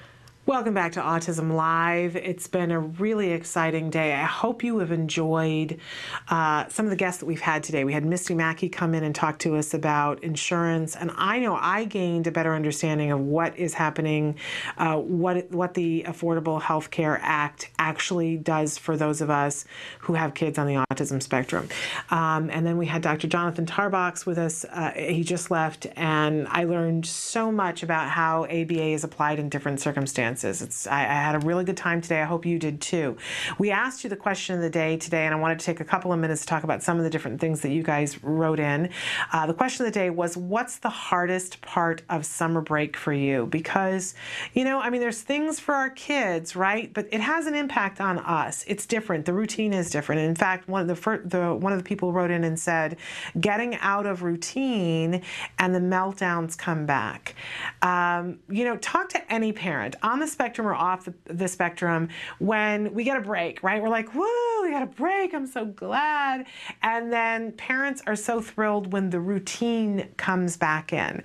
And why is that? Because our kids cope better when they have a routine, and as a result, we cope better too. As much as we might think, oh, I find routine boring, right? But there is something about the way we all function when we have a routine. There's expectations. We know what's coming. We know what to expect. There's a little bit more security. So one of the things that we can do over the summer is, even if the routine has changed and we can't keep it exactly the same, first of all, we can keep some things the same, right? And we can create new routines. And it takes a little while to get into those, but create new routines and create that expectation, because otherwise we are going to see tantrums start to come. I think that when our kids don't have that safety net. And we see this over and over and over again. Even when they've done research on gangs and why gangs are popular, it's because there is the support, there's a routine, there's an expectation, it's clear. We can do that for our kids. How many times have I heard parents say, oh, it's not the case for all of our kids, but some of our kids that we hear, oh, they did so well at school and they hold it together and their challenging behavior is better in school and their stimming, their self-stimulatory or stereotypy, it's less in school. And why is that?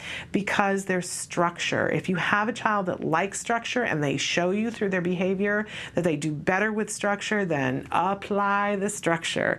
You can find new and novel ways in which, even if it's having a visual schedule on the wall and saying, okay, so today is Monday and here is our schedule. Kids who like structure love that kind of thing. And you can do that in the summer break. Well, here's the next one. Trying to keep her classroom routine at the house. Like the previous person, trying to control the meltdowns and routine. Yeah, sometimes it's difficult. I think don't be afraid to branch out and put other things in there. Maybe an experiment, trial and error. But if your child really likes the structure and at school, it's like they have center time and it's 20 minutes from activity to activity to activity, maybe you just need to adhere to that. The 20 minutes we're going to do this and 20 minutes we're going to do this, but it doesn't have to be the same things that they were doing at school. It may be with your child that there are some parts of the day that they need to be the same, but trial and error. See what you can figure out in that routine. Another person who wrote, I love their name here on Facebook, with a side of autism. Sleeping in the morning, kind of. That sleeping in the morning is the difficult thing. And I'm guessing that the kinda is that you have the expectation that you are going to sleep in the morning and then it doesn't happen, because that certainly is the case. And definitely the break and routine and keeping them actively involved. It is hard, but like anything else, sit down and plot out a schedule and say, okay, so on Monday we're going to do this. Have a plan. You can throw the plan away if it's not working on the given day, but if you have a plan, you're more likely to, be in that routine.